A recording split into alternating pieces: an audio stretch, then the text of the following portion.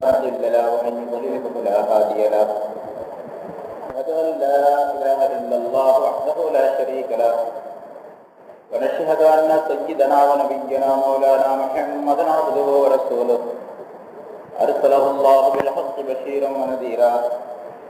أما بعد فقد قال الله تعالى في كلامه القديم: أعوذ بالله من الشيطان الرجيم. بسم الله الرحمن الرحيم. الحمد لله رب العالمين الرحمن الرحيم مالك يوم الدين إياك نعبد وإياك نستعين اهدنا الصراط المستقيم صراط الذين أنعمت عليهم غير المغضوب عليهم ولا الضالين. آمين. صدق الله العظيم. கண்ணியத்திற்குரிய பெரியோர்களே, சகோதரர்களே, சூரத்துல் ஃபாத்திஹாவில் 3 ஆயத்துகளுக்குரிய விளக்கங்கள் இதுவரை சொல்லப்பட்டிருக்கின்றன. சென்ற வாரம் மாலிகி யௌமித்தீன் என்பதற்கு பல விளக்கங்கள் சொல்லப்பட்டன. அல்லாஹ் தஆலா இந்த ஆலம் என்ற பிரபஞ்சத்தை படைத்து அதில் கோடான கோடி பொருள்களை எல்லாம் உண்டாக்கி அவற்றில் இன்சான் என்ற இந்த மனிதனை மிக சிறப்பாக ஆக்கி வைத்து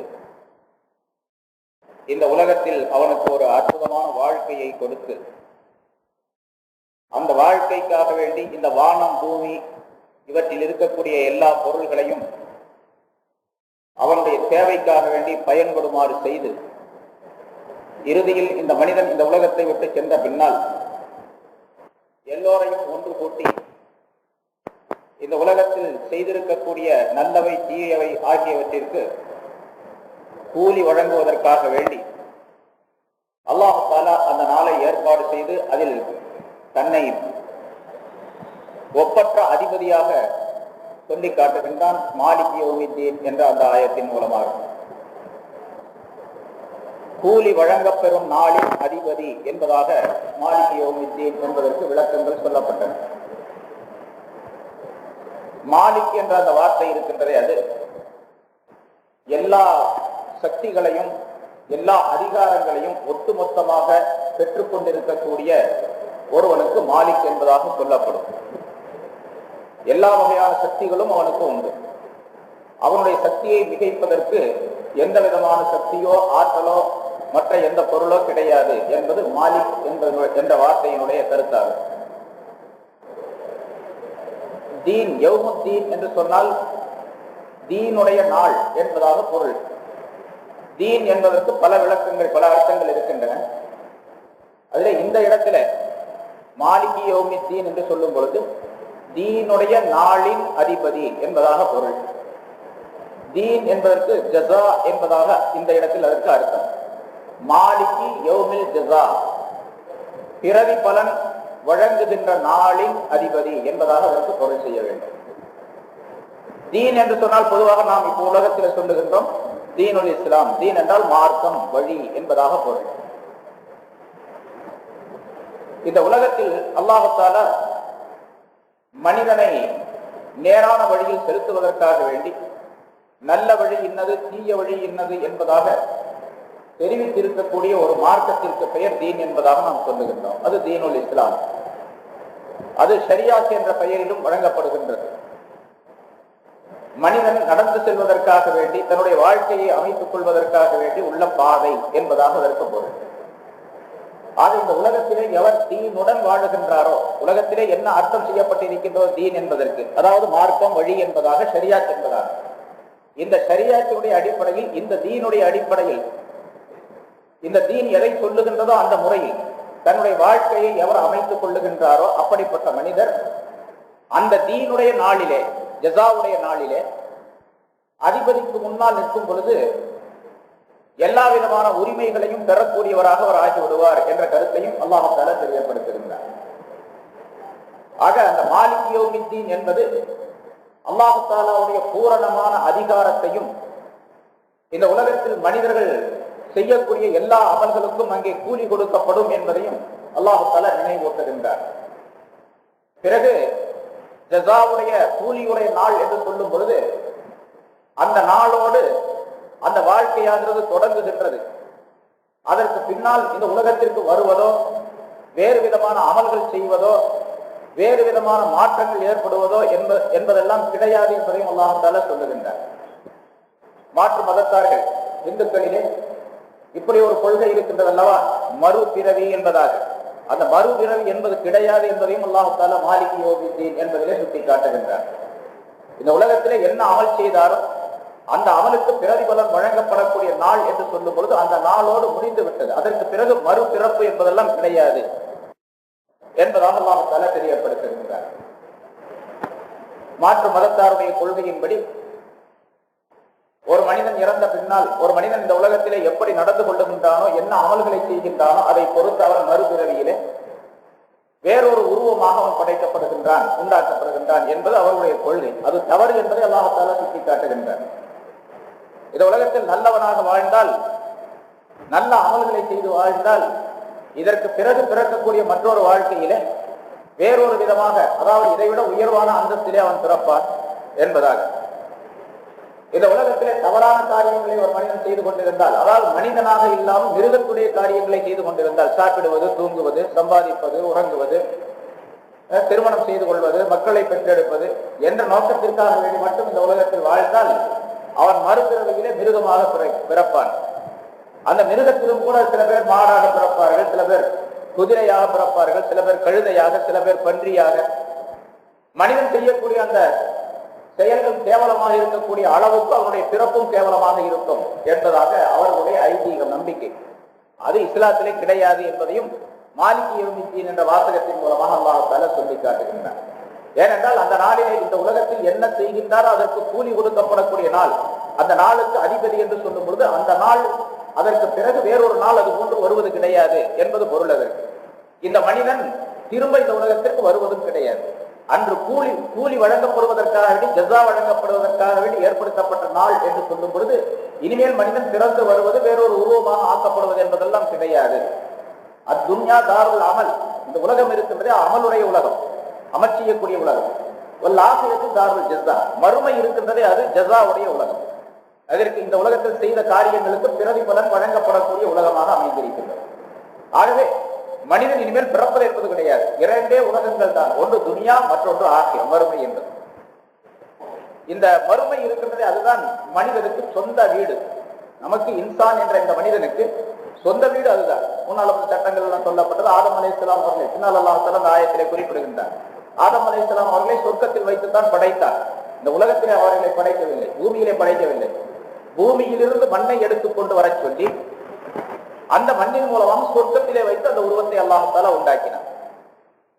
அது அசல் வத்தனை, அசலி அவர்களுக்கு சொந்த ஊராக ஆக்கப்பட்டிருக்கிறது. ஆக இன்சானுக்கு அசல் வத்தன், சொந்த ஊர் என்பது மறுமையுடைய அந்த நிலைதான். இந்த உலகத்தில் இந்த மனிதன் வாழ்கின்றான் என்று சொன்னால் இப்பொழுது தற்காலிகமாக வந்து குடியிருந்து கொண்டிருக்கின்றான் இந்த ஊரிலே. ஸல்லல்லாஹு அலைஹி வஸல்லம் அவர்கள் சொல்லுகின்றார்கள், சஹாபாக்கள் கேட்டார்கள், யார சூழல்லாம் நீங்க ஏன் கொஞ்சம் வசதியாக வாழ்வதற்காக வேண்டி அல்லாஹ்விடத்தில் கேட்டுக்கொள்ளக் கூடாது? அல்லாஹ்ட்ட கேட்டா கொடுப்பான், ஏதாச்சும் நீங்க வாங்கிக்கலாம். அல்லாஹ்வே தர்றேன்னு சொன்னா, இந்த மலைகளை எல்லாம் தங்கமாக்கி தர்றேன்னு சொன்னா, நீங்க ஏன் வேணாம்னு சொல்றீங்க? கொஞ்சம் சுகமா இருந்துக்கலாமே. எனக்கு என்ன இருக்கின்றது? நான் ஒரு வழிபோக்கன். நான் சொந்த ஊருக்கு போய்கொண்டிருக்கக்கூடிய வழியிலே இடையிலே கொஞ்சம் இளைப்பாறுவதற்காக வேண்டி இந்த ஊரிலே தங்கி இருக்கின்றேன். தங்கி இருக்கக்கூடிய இளைப்பாறுவதற்காக தங்கி இருக்கக்கூடிய ஊரிலே சுகமாக வாழ்வது என்பது கூடாது, முடியாது. ஆகவே நான் ஒரு பிரயாணி, வழிபோக்கன். ஸல்லல்லாஹு அலைஹி வஸல்லம் அவர்கள் சொல்லுகிறார்கள், குன் ஃபி துன்யா கஅன்னக கரீப், நீ ஒரு கரீபை போன்று, ஒரு ஏழையை போன்று, ஒரு பரதேசியை போன்று இந்த உலகத்தில் வாழ்ந்துவிடு. அவ் ஆபிரு சபீலின், அல்லது ஒரு வழிபோக்கனை போன்று இருந்து கொள் என்பதாக முஆத் ரலியல்லாஹு தஆலா அவர்களுக்கு ஸல்லல்லாஹு அலைஹி வஸல்லம் அவர்கள் சொல்லி காட்டிய ஹதீஸும் அதை சுட்டி காட்டுகின்றது. எனவே இந்த உலகம் என்பது ஒன்று, மறுமை என்பது ஒன்று. இரண்டே உலகங்கள் தானே தவிர அந்த உலகத்திற்கு சென்ற பின்னால் திரும்ப பிறப்பது என்பதெல்லாம் கிடையாது, அல்லது வேறொரு உருவமாக வருவது என்பதும் கிடையாது என்பதை அல்லாஹ் தஆலா தெரியப்படுத்துகிறார். சரி, அந்த நாளுக்கு இவன் அதிபதி, அல்லாஹ் தஆலா அதிபதியாக இருக்கின்றார். அவனை மிகைக்கக்கூடிய எந்த மனிதரும் கிடையாது, எந்த சக்தியும் கிடையாது என்று சொல்லும் பொழுது மாலிக் என்ற அந்த வார்த்தை இருக்கின்றதே, அந்த பெயர் சொல், அது அல்லாஹ்வுக்கே உரியது, அது வேறு எவருக்கும் சொல்லப்படக்கூடாது. அதனால்தான் அப்துல் மாலிக் என்று பெயர் வைத்தால் அப்துல் மாலிக் என்றுதான் கூப்பிட வேண்டும். முன்னால் அப்துல் ரஹ்மான், அப்துல் ரஹீம் அப்படிங்கிறதெல்லாம் சொல்லி இருக்கிறோம். அப்துல் ரஹ்மான் என்று வைத்த பின்னால வெறும் ரஹ்மான் என்று அந்த மனிதனை கூப்பிடக்கூடாது. ரஹ்மான் என்றால் அது அல்லாஹ்வுக்கே சொந்தம். சில பெயர் சொல்கள் இருக்கின்றன. அஸ்மால் ஹுஸ்னா என்ற 99 திருநாமங்களிலே சில திருநாமங்கள், சில பெயர்கள் இருக்கின்றன. அதை மனிதனுக்கும் உபயோகப்படுத்தலாம். ரசூலுல்லாஹி ஸல்லல்லாஹு அலைஹி வஸல்லம் அவர்களுக்கு ரഊஃப் என்ற பெயரை அல்லாஹ் தஆலா சொல்லுகின்றார், ரஹீம் என்ற பெயரை சொல்லுகின்றார். இதுவெல்லாம் மனிதனுக்கும் சொல்லப்படலாம் என்பதை அல்லாஹ் தஆலா சுட்டிக்காட்டுகின்றார். ஆனால் சில பெயர் சொல்கள் இருக்கின்றன, அவற்றை அல்லாஹ் தஆலாவை தவிர வேறு எவருக்கும் சொல்லக்கூடாது. ரஹ்மான் என்பதை சொல்லக்கூடாது. அப்துல் ரஹ்மான் என்று பெயர் வைத்தால் அப்துல் ரஹ்மான் என்று தான் கூப்பிடணும். அவரை போய் ரஹ்மான் என்று கூப்பிடக்கூடாது. அதே மாதிரி அப்துல்லா என்று வைத்தால் அப்துல்லான்னு தான் கூப்பிடணும். அதை மட்டும் யாருமே கூப்பிடுறது கிடையாது. அப்துல்லா வச்சு அல்லாஹ் யாரும் கூப்பிடுறாங்களா? அப்தை விட்டுட்டு யாரும் கூப்பிடுறது இல்லை. அப்துல் ரஹ்மான் வச்சு அப்தை விட்டு ரஹ்மான் கூப்பிடுறாங்க. அதே போல அப்துல் மாலிக் என்று பெயர் வைத்தால் அப்தை விட்டுட்டு மாலிக் சொல்லக்கூடாது. சில ஞானவான்களுடைய கருத்தின்படி மாலிக் என்று சொல்வது, ஒரு மனிதனுக்கு மாலிக் என்று சொன்னால் அது ஹராம். ஏனென்றால் மாலிக் என்பவன் அவன் தான், அவன் ஒருவன் தான். அதே போன்று அது வேற எந்த மொழியில வச்சுக்கிட்டாலும் சரி, உருதுல, பார்சியில சில பேர் இப்படி ஷஹின் ஷா அப்படின்னு அரசர்களுக்கு அந்த காலத்துல முகலாய அரசர்களுக்கு எல்லாம் ஷஹின் ஷா அப்படின்னு சொல்லுவாங்க. ஷஹின் ஷா என்று ஒரு மனிதனுக்கு சொல்லுவது ஹராம். அரசர்களுக்கு அரசன் என்பதாக அதற்கு பொருள். அதே போன்று தமிழ வேறு ஏதாவது ஒரு முறையில, வேற ஏதாவது ஒரு மொழியில அரசன் என்ற பெயரிலோ அவர் பேரரசன் என்ற பெயரிலோ அதிபதி என்ற பெயரிலோ அரசருக்கு அரசன் என்பதாக என்ற பெயரிலோ அர்த்தத்திலோ பெயர் வைப்பது கூடாது என்பதையும் அல்லாஹ் தஆலா இங்கே சுட்டிக்காட்டுகின்றான். அவன் மாலிக், தீனுடைய அந்த நாளில், ஜஸாவுடைய நாளில் அதிபதியாக அவன் இருக்கின்றான். அது வேறு யாருக்கும் கூடாது. பிறகு அதற்குரிய விளக்கங்கள் எல்லாம் சென்ற வாரம் பல சொல்லப்பட்டது. இங்கே மற்றொரு கருத்தையும் அல்லாஹ் தஆலா தெரியப்படுத்துகின்றான். முதலாவதாக அல்ஹம்துலில்லாஹி ரப்பில் ஆலமீன் என்பதாக சொல்லி அல்லாஹ் என்ற பெயரை முதலாவதாக குறிப்பிடுகின்றார். அல்ஹம்துலில்லாஹி என்பதை அல்லாஹை சொல்லிவிட்டார். அந்த அல்லாஹ் என்பதற்கு விளக்கங்கள் சொல்லப்பட்டது. பிறகு ரப்பில் ஆலமீன் என்பதாக சொல்லி தனக்கு ரப்பு என்ற சிபத்தை சொல்லி காட்டுகின்றார். அதற்கு அடுத்ததாக அர் ரஹ்மான், அர் ரஹீம், ரஹ்மான் என்ற சிபத்தையும் ரஹீம் என்ற சிபத்தையும் தனக்குரியது என்பதாக சொல்லுகின்றார். இதற்கெல்லாம் பல விளக்கங்கள் சொல்லப்பட்டிருக்கின்றன. இப்பொழுது மாலிக் என்ற வார்த்தையை சொல்லி அல்லாஹ் தஆலா ஒரு கருத்தை முடித்து வைத்திருந்தால் அந்த 3 ஆயத்துகளுக்குள்ளே, அதாவது அல்லாஹ் என்பவன் படைக்கக்கூடியவன், படைத்தல் என்பதும் அவனை சேர்ந்ததுதான். அதே போன்று ரப் என்ற வார்த்தையின் மூலமாகவும், ரஹ்மான் என்ற வார்த்தையின் மூலமாகவும், ரஹீம் என்ற வார்த்தையின் மூலமாகவும் காத்துக் கொள்ளுதல் என்ற வார்த்தை என்ற விளக்கத்தையும் அல்லாஹ் தஆலா தருகின்றார். படைத்தல் என்பதும் அவனுக்கே சொந்தம், காப்பது என்பதும் அவனுக்கே சொந்தம், அல்லாஹ்வுக்கே சொந்தம். படைத்த பின்னால் காக்க வேண்டும் அல்லவா? எப்படி வளர்க்க வேண்டுமோ அப்படி வளர்க்க வேண்டும். ரப்பு என்பதற்கு அது விளக்கங்கள் எல்லாம் சொல்லப்பட்டிருக்கின்றன முன்னர். ரப்பு என்பவன் யார் என்பது. அப்ப ரப்பு என்று சொன்னால் காத்து வளர்க்கக்கூடியவன். படைப்பதும் அவன்தான், படைத்ததும் அவன்தான், காப்பதும் அவன்தான். இந்த காத்தலுக்கு பின்னால் அழிக்கக்கூடிய நிலையும் அழிக்கக்கூடிய சக்தியும் அவனுக்கே உரியது. அழிவுக்கு பின்னால் தான் மாலிகி யௌமித்தீன் என்பது நிகழ்கின்றது. மாலிகி யௌமித்தீன் கூலி வழங்கக்கூடிய, ஜஸா வழங்கக்கூடிய நாளின் அதிபதி என்று சொல்லும் போது இந்த உலகத்தில் உள்ள எல்லா பொருள்களையும் அழித்து விட்டு அதற்கு பின்னால் தானே அதற்கு அதிபதியாக ஆகின்றான் என்ற பொருள் ஏற்படும் பொழுது மாலிகி யௌமித்தீன் என்ற வார்த்தையின் மூலமாக அழிப்பதும் அவனை சார்ந்தது என்பதை அல்லாஹ் தஆலா குறித்தது. பிறகு ஜஸாவுடைய கூலியுடைய நாள் என்று சொல்லும் பொழுது அந்த நாளோடு அந்த வாழ்க்கையாகிறது தொடங்குகின்றது. அதற்கு பின்னால் இந்த உலகத்திற்கு வருவதோ, வேறு விதமான அமல்கள் செய்வதோ, வேறு விதமான மாற்றங்கள் ஏற்படுவதோ என்பதெல்லாம் கிடையாது என்பதையும் அல்லாஹ் தஆலா சொல்லுகின்றார். மாற்று மதத்தார்கள், இந்துக்களிலே இப்படி ஒரு கொள்கை இருக்கின்றது அல்லவா, மறுபிறவி என்பதாக. அந்த மறுபிறவி என்பது கிடையாது என்பதையும் அல்லாஹ் தஆலா மாலிகி யௌமித்தீன் என்பதிலே சுட்டி காட்டுகின்றார். இந்த உலகத்திலே என்ன அமல் செய்தாரோ அந்த அமலுக்கு பிரதிபலன் வழங்கப்படக்கூடிய நாள் என்று சொல்லும் பொழுது அந்த நாளோடு முடிந்து விட்டது. அதற்கு பிறகு மறுபிறப்பு என்பதெல்லாம் கிடையாது என்பதாக அல்லாஹ் தஆலா தெரியப்படுத்துகின்றார். மாற்று மதத்தாருடைய கொள்கையின்படி ஒரு மனிதன் இறந்த பின்னால் ஒரு மனிதன் இந்த உலகத்திலே எப்படி நடந்து கொள்ளுகின்றானோ, என்ன அமல்களை செய்கின்றானோ அதை பொறுத்து அவர் மறுபிறவியிலே வேறொரு உருவமாக அவன் படைக்கப்படுகின்றான், உண்டாக்கப்படுகின்றான் என்பது அவர்களுடைய கொள்கை. அது தவறு என்பதை அல்லாஹ் தஆலா சுட்டி காட்டுகின்றான். இந்த உலகத்தில் நல்லவனாக வாழ்ந்தால், நல்ல அமல்களை செய்து வாழ்ந்தால், இதற்கு பிறகு பிறக்கக்கூடிய மற்றொரு வாழ்க்கையிலே வேறொரு விதமாக, அதாவது இதைவிட உயர்வான அந்தஸ்திலே அவன் பிறப்பான் என்பதாக.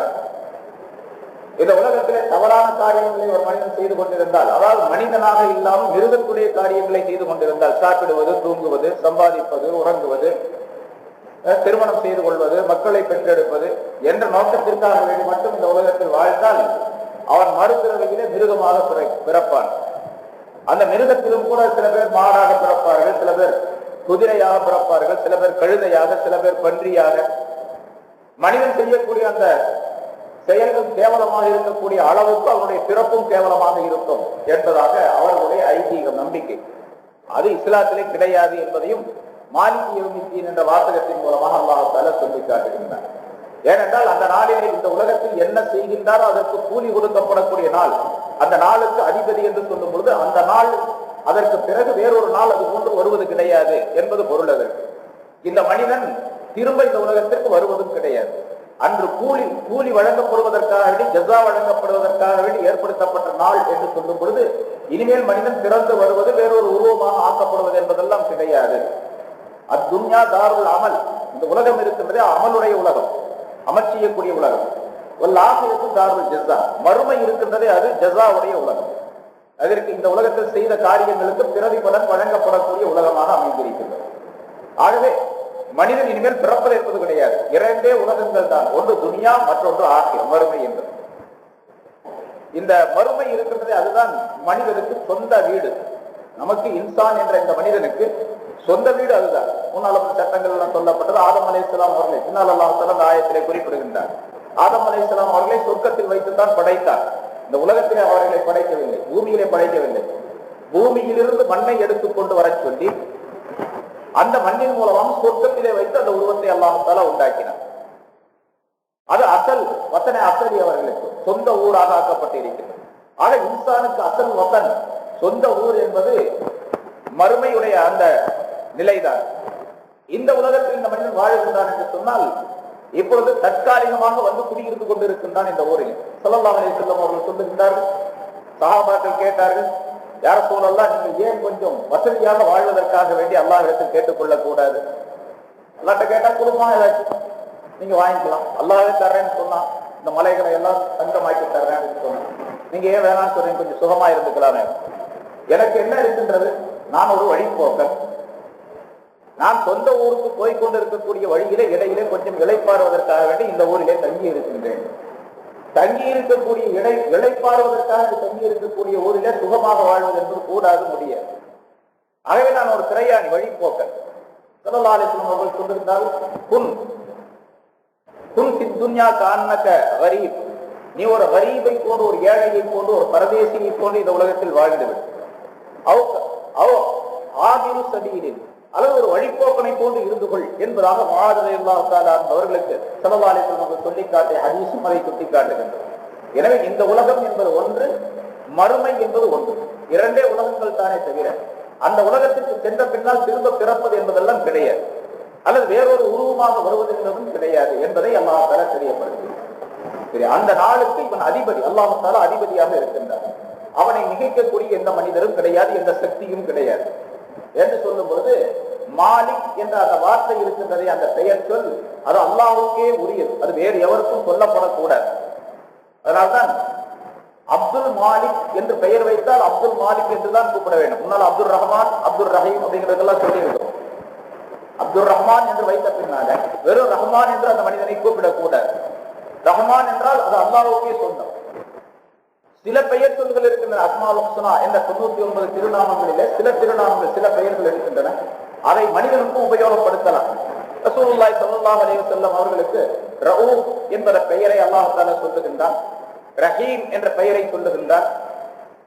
இதுவெல்லாம் மனிதனுக்கும் சொல்லப்படலாம் என்பதை அல்லாஹ் தஆலா சுட்டிக்காட்டுகின்றான். ஆனால் சில பெயர் சொல்கள் இருக்கின்றன, அவற்றை அல்லாஹ் தஆலாவை தவிர வேறு எவருக்கும் சொல்லக்கூடாது. ரஹ்மான் என்பதை சொல்லக்கூடாது. அப்துல் ரஹ்மான் என்று பெயர் வைத்தால் அப்துல் ரஹ்மான் என்றுதான் கூப்பிடணும், அவரை போய் ரஹ்மான் என்று கூப்பிடக்கூடாது. அதே மாதிரி அப்துல்லா என்று வைத்தால் அப்துல்லான்னு தான் கூப்பிடணும். அதை மட்டும் யாருமே கூப்பிடுறது கிடையாது. அப்துல்லான்னு வச்சு அல்லான்னு யாரும் கூப்பிடுறாங்களா? அப்தை விட்டுட்டு யாரும் கூப்பிடுறது இல்லை. அப்துல் ரஹ்மான் வச்சு அப்தை விட்டு ரஹ்மான் கூப்பிடுறாங்க. அதே போல அப்துல் மாலிக் என்று பெயர் வைத்தால் அப்தை விட்டுட்டு மாலிக்னு சொல்லக்கூடாது. சில ஞானவான்களுடைய கருத்தின்படி மாலிக் என்று சொல்வது ஒரு மனிதனுக்கு மாலிக் என்று சொன்னால் அது ஹராம். ஏனென்றால் மாலிக் என்பவன் அவன் தான், அவன் ஒருவன் தான். அதே போன்று அது வேற எந்த மொழியில வச்சுட்டாலும் சரி, உருதுல பார்சியில சில பேர் இப்படி ஷஹீன் ஷா அப்படின்னு அரசர்களுக்கு அந்த காலத்துல முகலாய அரசர்களுக்கு எல்லாம் ஷஹீன் ஷா அப்படின்னு சொல்லுவாங்க. ஷஹீன் ஷா என்று ஒரு மனிதனுக்கு சொல்லுவது ஹராம். அரசர்களுக்கு அரசன் என்பதாக அதற்கு பொருள். அதே போன்று தமிழ வேறு ஏதாவது ஒரு முறையில ஏதாவது ஒரு மொழியில அரசன் என்ற பெயரிலோ அல்லது பேரரசன் என்ற பெயரிலோ அதிபதி என்ற பெயரிலோ அரசருக்கு அரசன் என்பதாக என்ற பெயரிலோ அர்த்தத்திலோ பெயர் வைப்பது கூடாது என்பதையும் அல்லாஹ் தஆலா இங்கே சுட்டிக்காட்டுகின்றான். அவன் மாலிக், தீனுடைய அந்த நாளில், ஜஸாவுடைய நாளில் அதிபதியாக அவன் இருக்கின்றான். அது வேறு யாருக்கும் கூடாது. இங்கே மற்றொரு கருத்தையும் அல்லாஹ் தஆலா தெரியப்படுத்துகின்றான். முதலாவதாக அல்ஹம்துலில்லாஹி ரப்பில் ஆலமீன் என்பதாக சொல்லி அல்லாஹ் என்ற பெயரை முதலாவதாக குறிப்பிடுகின்றார். அல்ஹம்துலில்லாஹி என்பதை அல்லாஹை சொல்லிவிட்டார். அந்த அல்லாஹ் என்பதற்கு விளக்கங்கள் சொல்லப்பட்டது. பிறகு ரப்பில் ஆலமீன் என்பதாக சொல்லி தனக்கு ரப்பு என்ற சிபத்தை சொல்லி காட்டுகின்றார். அதற்கு அடுத்ததாக அர் ரஹ்மான் அர் ரஹீம், ரஹ்மான் என்ற சிபத்தையும் ரஹீம் என்ற சிபத்தையும் தனக்குரியது என்பதாக சொல்லுகின்றார். இதற்கெல்லாம் பல விளக்கங்கள் சொல்லப்பட்டிருக்கின்றன. இப்பொழுது மாலிக் என்ற வார்த்தையை சொல்லி அல்லாஹ் தஆலா ஒரு கருத்தை முடித்து வைக்கின்றால் அந்த 3 ஆயத்துகளுக்குள்ளே. அதாவது அல்லாஹ் என்பவன் படைக்கக்கூடியவன், படைத்தல் என்பதும் அவனை சேர்ந்ததுதான். அதே போன்று ரப் என்ற வார்த்தையின் மூலமாகவும், ரஹ்மான் என்ற வார்த்தையின் மூலமாகவும், ரஹீம் என்ற வார்த்தையின் மூலமாகவும் காத்துக் கொள்ளுதல் என்ற வார்த்தை என்ற விளக்கத்தையும் அல்லாஹ் தஆலா தருகின்றார். படைத்தல் என்பதும் அவனுக்கே சொந்தம், காப்பது என்பதும் அவனுக்கே சொந்தம், அல்லாஹ்வுக்கே சொந்தம். படைத்த பின்னால் காக்க வேண்டும் அல்லவா? எப்படி வளர்க்க வேண்டுமோ அப்படி வளர்க்க வேண்டும். ரப்பு என்பதற்கு அது விளக்கங்கள் எல்லாம் சொல்லப்பட்டிருக்கின்றன முன்னர். ரப்பு என்பவன் யார் என்பது. அப்ப ரப்பு என்று சொன்னால் காத்து வளர்க்கக்கூடியவன். படைப்பதும் அவன்தான், படைத்ததும் அவன்தான், காப்பதும் அவன்தான். இந்த காத்தலுக்கு பின்னால் அழிக்கக்கூடிய நிலையும் அழிக்கக்கூடிய சக்தியும் அவனுக்கே உரியது. அழிவுக்கு பின்னால் தான் மாலிகி யௌமித்தீன் என்பது நிகழ்கின்றது. மாலிகி யௌமித்தீன் கூலி வழங்கக்கூடிய, ஜஸா வழங்கக்கூடிய நாளின் அதிபதி என்று சொல்லும் போது இந்த உலகத்தில் உள்ள எல்லா பொருள்களையும் அழித்து விட்டு அதற்கு பின்னால் தானே அதற்கு அதிபதியாக ஆகின்றான் என்ற பொருள் ஏற்படும் பொழுது மாலிகி யௌமித்தீன் என்ற வார்த்தையின் மூலமாக அழிப்பதும் அவனை சார்ந்தது என்பதை அல்லாஹ் தஆலா குறித்து 3 காலத்தையும் குறிப்பிடுகின்றான் அல்லாஹ் தஆலா. அதாவது படைத்தல் இறந்த காலம், காத்தல் அது நிகழ்காலம், அழித்தல் அது எதிர்காலம். இந்த 3 காலத்தையும் இந்த ஆயத்திற்குள்ளே அல்லாஹ் தஆலா தெரியப்படுத்தி படைப்பது, காப்பது, அழிப்பது எல்லாத்திற்கும் உரியவன் அவன் ஒருவன் தான். அழிக்கக்கூடிய நிலையும் அழிக்கக்கூடிய சக்தியும் அவனுக்கே உரியது. அழிவுக்கு பின்னால் தான் மாலிகி யௌமித்தீன் என்பது நிகழ்கின்றது. மாலிகி யௌமித்தீன் கூலி வழங்கக்கூடிய, ஜஸா வழங்கக்கூடிய நாளின் அதிபதி என்று சொல்லும் பொழுது இந்த உலகத்தில் உள்ள எல்லா பொருள்களையும் அழித்து விட்டு அதற்கு பின்னால் தானே அதற்கு அதிபதியாக ஆகின்றான் என்ற பொருள் ஏற்படும் பொழுது மாலிகி யௌமித்தீன் என்ற வார்த்தையின் மூலமாக அழிப்பதும் அவனை சார்ந்தது என்பதை அல்லாஹ் தஆலா குறிப்பிடுகிறார். 3 காலத்தையும் குறிப்பிடுகின்றான் அல்லாஹ் தஆலா. அதாவது படைத்தல் இறந்த காலம், காத்தல் அது நிகழ்காலம், அழித்தல் அது எதிர்காலம். இந்த 3 காலத்தையும் இந்த ஆயத்திற்குள்ளே அல்லாஹ் தஆலா தெரியப்படுத்தி படைப்பது, காப்பது, அழிப்பது எல்லாத்திற்கும் உரியவன் அவன் ஒருவன் தான். இந்த 3 தொழில்களுக்கும் 3 விதமான நபர்களை அவன் ஏற்படுத்த கிடையாது என்பதை அல்லாஹ் தஆலா சொல்லுகின்றான். இது மற்ற மதத்தினருக்கு, அதாவது குறிப்பாக இந்து மதத்தினருக்கு அவருடைய கொள்கைக்கு மாற்றமான நிலையை அல்லாஹ் தஆலா தெரியப்படுத்துகிறார். அவர்களுடைய கொள்கை தவறு என்பதை சுட்டிக்காட்டுகின்றார். அவர்கள் இந்த முத்தொழில் என்று சொல்லப்படக்கூடிய 3 விதமான தொழில்களை செய்வதற்கு 3 விதமான கடவுள்கள் இருக்கின்றார்கள் என்பதாக நம்பிக்கை கொண்டவர்கள். பிரம்மா இருக்கின்றாரே, அவர் படைப்பதற்குரிய உரிய வேலை மட்டும்தான் அவருக்கு. பிரம்மாவுக்கு படைக்கிற வேலை மட்டும்தான் அவருக்கு. காக்கிறது, சோறு கொடுக்கிற வேலை அவருக்கு கிடையாது. படைச்சு விட்டுருவார், அவ்வளவுதான். அதுக்கு பின்னால அடுத்தவர் தான் அதை பார்த்துக்கணும். அவருக்கு சாப்பாடு கொடுக்கறது, தீனி கொடுக்கறது, அவரை காப்பாத்துறது, வளர்க்கிறது எல்லாம் மற்றவர் பார்த்துக்கணும். அப்ப காப்பாத்துற வேலை யாருக்கு உள்ளது? அது விஷ்ணுவுக்கு உள்ளது. விஷ்ணு என்ற தெய்வம் கடவுள் இருக்கின்றாரே அவர்தான் இவருக்கு சாப்பாடு கொடுக்கிறது, மற்ற துணிமணி கொடுக்கிறது, உலகத்தில் அவர் வாழ்வதற்காக வேண்டிய உள்ள தேவைகளையும் செய்யறது அடுத்த கடவுள் தான். சரி, இந்த ரெண்டு கடவுளும் சேர்ந்து இந்த படைச்சார் பாருங்க, அவருக்கு இவர் அழிக்கவே முடியாது, அந்த சக்தி எல்லாம் இவருக்கு கிடையாது. அது யாருக்குள்ளதுன்னா சிவனுக்குள்ளது. சிவன் என்ற தெய்வத்திற்குத்தான் கடவுளுக்குத்தான் அழிக்கக்கூடிய சக்தி இருக்கின்றது. அவர் சில ஆளுகளை வச்சிருக்கிறார். யமதர்மன் என்று ஒருவர் இருக்கிறார், அல்லது சிவனுக்கு யமதர்மன் என்று ஒரு பெயரும் சொல்லப்படுகின்றது. அல்லது யமதர்மன் என்று இவருடைய தூதராக இருக்கிறார், அவர் போய் எரும மாட்டு மேல வந்து இவருடைய ரூஹ வாங்கிட்டு போயிடுவார் அப்படின்னு அர்த்தம். இப்ப படைப்பது, காப்பது, அழிப்பது என்பதெல்லாம் ஒரே மனிதனுக்குரிய ஒரே கடவுளுக்குரிய செயல் அல்ல என்பதை சொல்லி, அப்ப மூணு கடவுள் தான் என்ன ஆகும்? ஒருத்தர் படைச்சாரு, நான் படைச்சாலும் அப்படியே இருந்துட்டு போட்டோம் அப்படின்னு அவர் சொன்னாருன்னா இவர் சண்டை போட முடியாது. நான் படைச்சாலும் அப்படியே இருக்கு. அவர் அழிக்கிறதுக்கு உனக்கு சக்தி கிடையாது. யாரையாவது நீ அழிச்சா உன்னை நான் அழிச்சிருவேன் அப்படின்னு இந்த கடவுள் அந்த கடவுள்ல சொன்னார், சண்டை போட்டார் அப்படின்னு சொன்னா அது பெரிய விபரீதமா போயிடும். சரி, இப்படி யாராவது இந்துக்கள்கிட்ட கேட்டு பாருங்க, அந்த கடவுள் இந்த கடவுளா அபிப்பிராய பேதங்கள் ஏற்பட்டு, மாற்றங்கள் ஏற்பட்டு, இஃப்திலாஃப் ஏற்பட்டு, ரெண்டு பேரும் சண்டை போட்டுக்கிட்டாங்கன்னா என்ன பண்றது? அந்த சண்டையை தீர்த்து வைக்கிறது எந்த கடவுள் அப்படின்னு கேட்டா அதுக்கு பதில் சொல்ல தெரியாது. ஆக அல்லாஹ் தஆலா இங்கே சொல்லுகின்றான், மாலிகி யௌமித்தீன் என்ற வாசகத்தின் மூலமாகவும், அதற்கு முன்னால் சொல்லப்பட்ட அர் ரஹ்மான் அர் ரஹீம் என்ற வாசகத்தின் மூலமாகவும், அதற்கு முன்னால் அல்ஹம்துலில்லாஹி ரப்பில் ஆலமீன் என்று சொன்ன வாசகத்தின் மூலமாகவும், மூன்று காலங்களில் நிகழக்கூடிய எல்லா விஷயங்களும் எனக்கு தான் சொந்தம், யாருக்கும் சொந்தம் கிடையாது, நான் தான் அதுக்கு சொந்தக்காரன் என்று அல்லாஹ் தஆலா சொல்லுகின்றார். வேறு யாரும் அதை உரிமை கொண்டாட முடியாது. அவர் ஒரு சின்ன அணுவாக இருந்தாலும் சரி, அந்த அணுவை படைப்பதும் நான் தான், ஒரு பெரிய யானையை படைப்பதும் நான் தான், இந்த வானத்தை படைத்ததும் நான் தான் என்று அல்லாஹ் தஆலா சொல்லுகின்றார். பிறகு இந்த வானம் போன்ற பெரிய பிரம்மாண்டமான இந்த கோலங்களையும், பிறகு அதே போன்ற உயிர் பொருள்களாக இருக்கக்கூடிய மனிதனிலிருந்து மற்ற அணுக்கள் வரைக்கும் இருக்கக்கூடிய எல்லா பொருள்களையும் காப்பாற்றுகின்றவனும் நான் தான். அதற்கு தேவையான உணவுகளை, இருப்பிட வசதிகளை, எல்லா விதமான தேவைகளையும் கொடுத்து காப்பாற்றக்கூடிய ரப்பாக, ரஹ்மானாக, ரஹீமாக இருக்கக்கூடியவனும் நான் தான். பிறகு உங்களை எல்லாம் அழித்த பின்னால், இந்த உலகம் அழிந்த பின்னால், இருக்கக்கூடிய பொருள்கள் எல்லாம் அழிக்கப்பட்ட பின்னால் அவர்களுக்குரிய நியாயமான கோரிக்கைகளை, நியாயமான தேவைகளை நிறைவேற்றி வைப்பவனும் நான் தான். இவர்கள் என்ன செய்தார்களோ அதற்குரிய கூலியை கொடுப்பது நான் தான். ஆகவே எனக்குத்தான் எல்லா வகையும் சொந்தமானது என்று அல்லாஹ் தஆலா சொல்லுகிறார். அதனால்தான் சென்ற வாரம் அந்த ஆயத்து சொல்லப்பட்டது, எல்லாவற்றையும் அழித்த பின்னால் எல்லாவற்றையும் அழித்து விடுவான், மலக்குகளையும் அழித்து விடுவான், எல்லா மலக்குகளும் போய் விடுவார்கள். கடைசியாக அதற்கு ஜிப்ரீல் அலைஹிஸ்ஸலாம் அவருடைய ரூஹும் வாங்கப்பட்டுவிடும். ரூஹை வாங்கக்கூடிய மலக்கு ஒருவர் இருக்கின்றாரே, இஸ்ராயில் அலைஹிஸ்ஸலாம், அவரும் தனக்குத்தானே ரூஹை பிடிக்கிக் கொள்வார், எடுத்துக் கொள்வார்.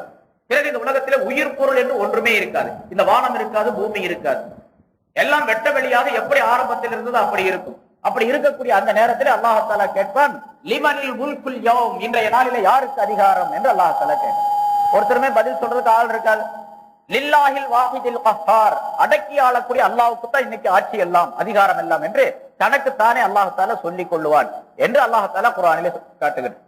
எனவே எல்லா காலத்தில் நடக்கக்கூடிய எல்லா நிகழ்ச்சிகளும், இறந்த காலம், நிகழ்காலம், எதிர்காலம் அனைத்தும் அல்லாஹ் தஆலாவுக்கு தான் சொந்தம் என்பதையும் அல்லாஹ் இங்கே சொல்லி காட்டுகின்றான். பிறகு மற்றொரு கருத்தையும் தெரியப்படுத்துகின்றான்.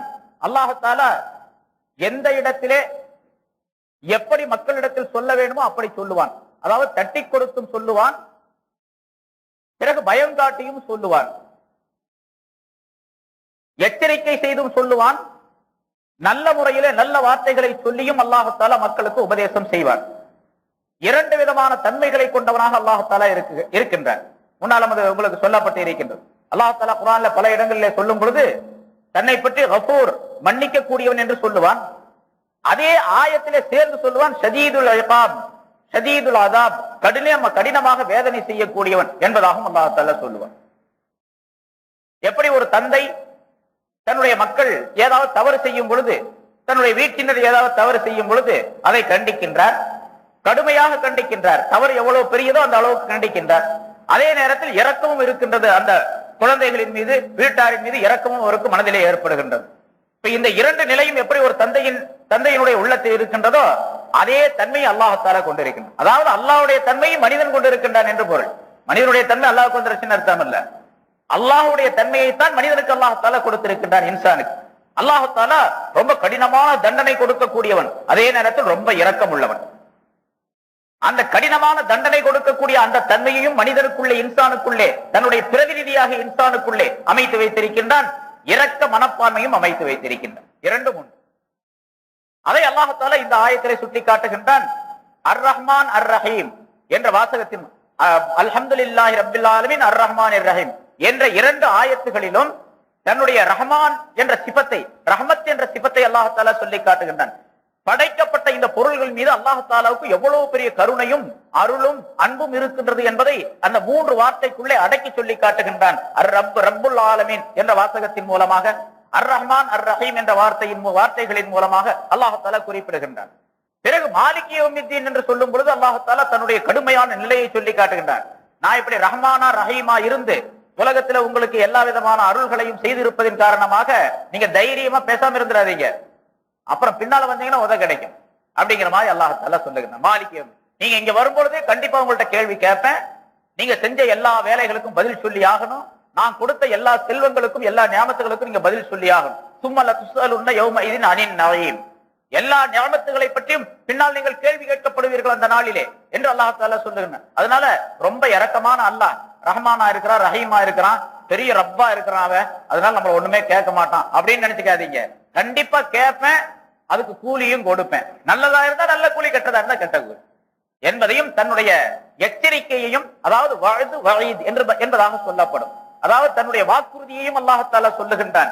நல்லது செய்தால் உனக்கு சொர்க்கம் கிடைக்கும், எச்சரிக்கையும் செய்கின்றான், தீயது செய்தால் கண்டிப்பாக உனக்கு கூலி கொடுக்கப்படும், அதற்குரிய கூலி என்பதையும் அல்லாஹ் தஆலா சொல்லி காட்டுகின்றான். ஆக அல்ஹம்துலில்லாஹி ரப்பில் ஆலமீன் அர் ரஹ்மானிர் ரஹீம் மாலிக் யௌமித்தீன் என்பது பல்வேறு அல்லாஹ் தஆலாவுடைய பல்வேறு சிபத்துகளை உள்ளடக்கி சொல்லப்பட்ட மூன்று ஆயத்துகள். அதற்குள்ளே பல்வேறு கருத்துக்களை அல்லாஹ் தஆலா வைத்திருக்கின்றான். இப்படியெல்லாம் அல்லாஹ் தஆலா சக்தி பெற்றவனாக இருக்கின்ற காரணத்தினால்தான் அவனை புகழ வேண்டும் என்று அல்லாஹ் தஆலா அந்த கருத்தை தெரியப்படுத்து. அல்ஹம்துலில்லாஹ், எல்லா புகழும் அல்லாஹ்வுக்கே என்று சொன்ன பொழுது அந்த புகழ் ஏன் அவனுக்கு சொல்லப்பட வேண்டும், எல்லா புகழையும் ஏன் அவனுக்கே கொடுக்க வேண்டும், கொஞ்சம் நம்ம வச்சுக்கலாமே என்று சொன்னால் நாம் வைக்க கூடாது. நமக்கு அந்த சக்தி கிடையாது, அதிகாரம் கிடையாது, அந்த ஆற்றல் கிடையாது, அந்த தன்மைகள் கிடையாது. அந்த எல்லா புகழும் உரியவனாக, எல்லா புகழுக்கும் உரியவனாக இருப்பதற்கு அல்லாஹ் ஒருவன் தான் தகுதியானான். ஏனென்றால் அவன் ரப்பாக இருக்கின்றான், ஆலமீனுக்கு ரப்பாக இருக்கின்றான், அவன் ரஹ்மானாக இருக்கின்றான், ரஹீமாக இருக்கின்றான், மாலிக்காக இருக்கின்றான், அந்த ஜஸாவுடைய நாளுக்கு மாலிக்காக அதிபதியாக அவன் இருக்கின்றான். ஆகவேதான் எல்லா புகழும் அவளுக்கு.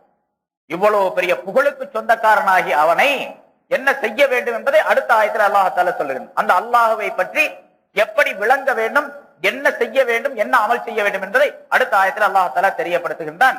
இய்யாக நஅபுது வ இய்யாக நஸ்தஈன், யா அல்லாஹ் உன்னையே நாங்கள் வணங்குகின்றோம், உன்னிடத்திலேயே நாங்கள் உதவி தேடுகின்றோம் என்று அல்லாஹ் தஆலா சொல்லுகின்றான். இப்ப முதல்ல சொன்ன அந்த மூணு ஆயத்தும் பாருங்க, தேர்ட் பர்சன், அதாவது படற்கை, தமிழ்ல வந்து படற்கை சொல்லப்படும், ஆங்கிலத்தில் தேர்ட் பர்சன் அப்படின்னு சொல்றது. அதாவது அல்லாஹ்வுக்கே எல்லா புகழும், அவன் எப்படிப்பட்டவன் என்று சொன்னால் ரப்புல் ஆலமீன், அவன் எப்படிப்பட்டவன் என்று சொன்னால் ரஹ்மான், அவன் எத்தகையவன் என்று சொன்னால் ரஹீம், அவன் எப்படிப்பட்டவன் என்று சொன்னால் மாலிக் யௌமித்தீன் என்றெல்லாம் அவனை குறித்து படற்கையாக, தேர்ட் பர்சன்டாக, மறைமுகமாக சொல்லப்பட்ட வாசகங்கள். இப்ப உடனே அப்படி மறைமுகமாக சொல்லப்பட்டு அல்லாஹ்வுடைய எல்லா சிபத்துகளையும் எல்லா தன்மைகளையும் சொன்ன உடனே அல்லாஹ் முன்னால அல்லாஹ் அக்பர் தக்பீர் கட்டி நிக்கிறார் ஒருத்தர், அல்ஹம்துலில்லாஹி ரப்பில் ஆலமீன் ஓதிட்டார், அர் ரஹ்மான் ஓதிட்டார், மாலிக் அர் ரஹ்மானிர் ரஹீம் மாலிக் யௌமித்தீன் ஓதிட்டார். இதெல்லாம் படற்கையாக அல்லாஹ் இருக்கிறானே, அவன் அப்படிப்பட்டவன் இப்படிப்பட்டவன் புகழ்ந்த பின்னால அல்லாஹ்வை கொண்டு வந்து முன்னால நிறுத்திக்கணும். முன்னால நிறுத்தணும்னா முன்னால இருக்கிற மாதிரி இய்யாக நஅபுது, உன்னையே வணங்குகிறோம் அப்படின்னு முன்னால சொல்றது. இது ஃபர்ஸ்ட் பர்சன், அதாவது உன்னையே நாங்கள் வணங்குகின்றோம், உன்னையே வணங்குகின்றோம். எதிராக சொல்லுவது, முன்னால சொல்லுவது முத்தக்கல்லிம் என்பதாக சொல்லப்படும், முன்னாலே பேசுறது அல்லாஹ் தஆலாவிடம். இது குர்ஆனிலே நிறைய இடங்களிலே அல்லாஹ் தஆலா சொல்லி காட்டக்கூடிய வாசகம். இது அரபியர்கள் தன்னுடைய அரபி மொழி மிக்க வளம் உள்ளது, அதிகமான கருத்துக்கள் தெரிந்தது என்பதற்காக வேண்டி தங்களுடைய பாடல்களிலும் கூட இப்படி அவர்கள் ஆக்குவார்கள். முதலாவது தேர்ட் பர்சன் சொல்லிக்கிட்டே வருவாங்க, அப்புறம் செகண்ட் பர்சன் வந்துருவாங்க, அப்புறம் ஃபர்ஸ்ட் பர்சன். முதல்ல ஃபர்ஸ்ட் பர்சன் முன்னிலையான வாசகங்களை சொல்லிக் கொண்டே இருப்பார்கள், பிறகு படற்கையான வாசகங்களுக்கு வருவார்கள், அப்புறம் தன்னிலையை பற்றி சொல்லுவார்கள். இப்படியெல்லாம் மாற்றி சொல்லக்கூடிய ஒரு அமைப்பு அரபியர்களிலே இருந்தது. அந்த அரபியருடைய வழக்கத்தை ஒத்தே அல்லாஹ் தஆலா குர்ஆனையும் இறக்கி வைத்தார். ஆகவே குர்ஆனிலும் அதே முறையை அல்லாஹ் தஆலா கையாளுகின்றார். பின்ன அந்த அல்ஹம்துலில்லாஹி ரப்பில் ஆலமீன் அர் ரஹ்மானிர் ரஹீம் மாலிக் யௌமித்தீன் என்று சொல்லப்படக்கூடிய அந்த வாசகத்தினுடைய அடிப்படையிலேயே சொல்றதா இருந்தா எப்படி சொன்னா, அவனையே நாங்கள் வணங்குகிறோம் அப்படின்னு சொல்லணும். இய்யாஹு நஅபுது அப்படின்னு சொல்லணும். வ இய்யாஹு நஸ்தஈன், இய்யாஹு அப்படின்னு சொன்னா தேர்ட் பர்சன், ஈயாக்க அப்படின்னு சொன்னா அது ஃபர்ஸ்ட் பர்சனாக வாய்ப்படும். உன்னையே வணங்குகின்றோம் அப்படின்னு இப்ப உன்னையே வணங்குகின்றோம் என்பதாக நாம் சொல்லி அல்லாஹ் தஆலாவிடத்தில் ஒரு ஒப்பந்தம் செய்து கொள்ளுகின்றோம். யா அல்லாஹ், நீ எங்களுக்கு இவ்வளவு பெரிய ரஹ்மானாக ரஹீமாக இருக்கின்றாய், எங்களுக்கு ரப்பாக நீ இருக்கின்றாய். அந்த ரப்புக்குள்ள அர்த்தம் எல்லாம் போன வாரம் அதுக்கு முதல் வாரம் நிலைய சொல்லப்பட்டது. எவ்வளவு கருத்துகள் இருக்கு அத்தனை கருத்துகளும் உள்ள ஒரு பெரிய ரப்பாக நீ எங்களுக்கு அமைந்திருக்கின்றாய். அப்படிப்பட்ட உன்னையே நாங்கள் வணங்குகின்றோம், வேற யாரையும் நாங்கள் வணங்க மாட்டோம் என்று சொல்லக்கூடிய ஒரு அம்சத்தை அல்லாஹ் தஆலா அதிலே அடுத்ததாக குறிப்பிடுகின்றான். இந்த ஈயாக்க நஅபுது என்பதற்கின்றதே உன்னையே வணங்குகின்றோம் என்ற வாசகத்தினுடைய அமைப்பு எப்படி இருக்குன்னு கேட்டா, இந்த இடத்துல பாருங்க, இதுக்கு அரபியில ஹஸ்ர் என்பதாக சொல்லப்படும். அதாவது உன்னையே வணங்குகின்றோம், உன்னை தவிர வேற யாரையும் வணங்க மாட்டோம் அப்படிங்கிற அர்த்தம் அதுக்குள்ள இருக்குது. உன்னையே வணங்கு. இதுல பாருங்க, உன்னை வணங்குகிறோம் அப்படின்னு சொல்றதா இருந்தா நஅபுதுக அப்படின்னு சொன்னா போதும். நஅபுதுக, உன்னை வணங்குகிறோம். இந்த நஅபுதுகன்னு வருது பாருங்க, அந்த உன்னை அப்படிங்கிறதுக்கு கா அப்படிங்கிற அந்த எழுத்து, அதை உன்னையே அப்படின்னு ஆக்குறதா இருந்தா ஈயாக்க அப்படின்னு முன்னால போடணும். அதை போட்டு அல்லாஹ் தஆலா சொல்லுகின்றான், ஈயாக்க நஅபுது, உன்னையே நாங்கள் வணங்குகின்றோம் என்று. இது ஏன் இப்படி சொன்னா அப்படின்னு கேட்டா, உன்னை வணங்குகிறோம் அப்படின்னு சொல்லும் பொழுது, அப்படி சொன்னால் உன்னையும் வணங்குகிறோம், வேறொரு தெய்வத்தையும் வணங்குகிறோம் அப்படிங்கிற அர்த்தம் வந்துடும். அதுக்குள்ள இருக்குது அப்படின்னு கொள்ளப்படும் அது கருத்து. உன்னையே வணங்குகிறோம் என்று சொன்னா, உன்னை தவிர வேற யாரையும் நாங்கள் வணங்க மாட்டோம்.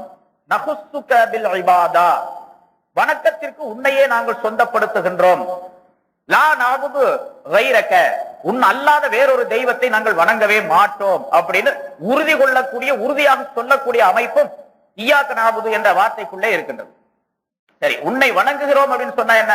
இந்த வணக்கம் நஅபுது என்ற வார்த்தை இருக்கின்றது, அது அதனுடைய அசல் வேர் சொல், அதனுடைய அசல் சொல் இருக்கின்றது, அது இபாதத். இபாதத் என்பதிலிருந்து வந்தது நஅபுது. இபாதத் என்பதிலிருந்து வந்தது நஅபுது. அதனால இபாதத் அப்படின்னு சொன்னா உன்னையே நாங்கள் இபாதத் செய்கின்றோம், வணக்கம் செய்கின்றோம் அப்படின்னு. அதனாலதான் இந்த வணக்கம்ங்கிற வார்த்தையை கூட வேற யாருக்கு நம்ம சொல்லக்கூடாது. சாதாரணமா நம்ம வணக்கம் சார் அப்படிங்கிறாங்க, மற்ற மதத்தினர்கள் வணக்கம் அப்படிங்கிறாங்க. இந்த வணக்கம் என்பது அல்லாஹ்வுக்கே சொந்தம் என்ற காரணத்தினால், இபாதத்துக்கு தமிழ்ல சொன்னா வணக்கம்னு சொல்லலாம். இந்த வணக்கம் என்பது அல்லாஹ்வுக்கே சொந்தமாக இருக்கின்ற காரணத்தால் வேற யாரையும் பார்த்து வணக்கம் ஐயா அப்படின்னு சொல்லக்கூடாது, வணக்கம் சார் அப்படின்னு சொல்லக்கூடாது. ஏதாவது இக்கட்டான சூழ்நிலை வந்து வச்சுங்க, ஒருத்தன் சொல்றான், கத்தி எடுக்கிறான், துப்பாக்கி எடுத்தான், முன்னால பிடிச்சான், அல்லாஹ் ரெண்டுன்னு சொல்லு, இல்லாட்டி உன்னை சுட்டு போடுவேங்கிறான். சும்மா அது வாயில சொல்லிக்கலாம், அல்லாஹ் ரெண்டு தான்ப்பா, இல்ல எங்க முருகனை நீ வல்ல அல்லாஹ்னு சொல்லணும், முருகன் தான் தெய்வம்னு சொல்லணும். சரி, முருகன் தான்ப்பா தெய்வம், ஆள விடு அப்படின்னு போயிடலாம்.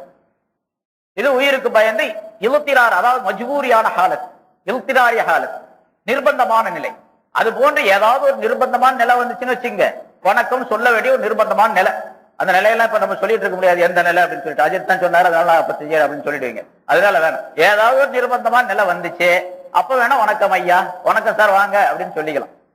நிர்பந்தமா இருக்கணும், நிர்பந்தம்ங்கிறது அல்லாஹ்வுக்கு தெரியும், உங்களுக்கு தெரியும் அந்த நிர்பந்தம்ங்கிறது. அதனால அது இல்லாத வேற இடத்துல நீங்க வணக்கம் சொல்றது தேவையே இல்லை.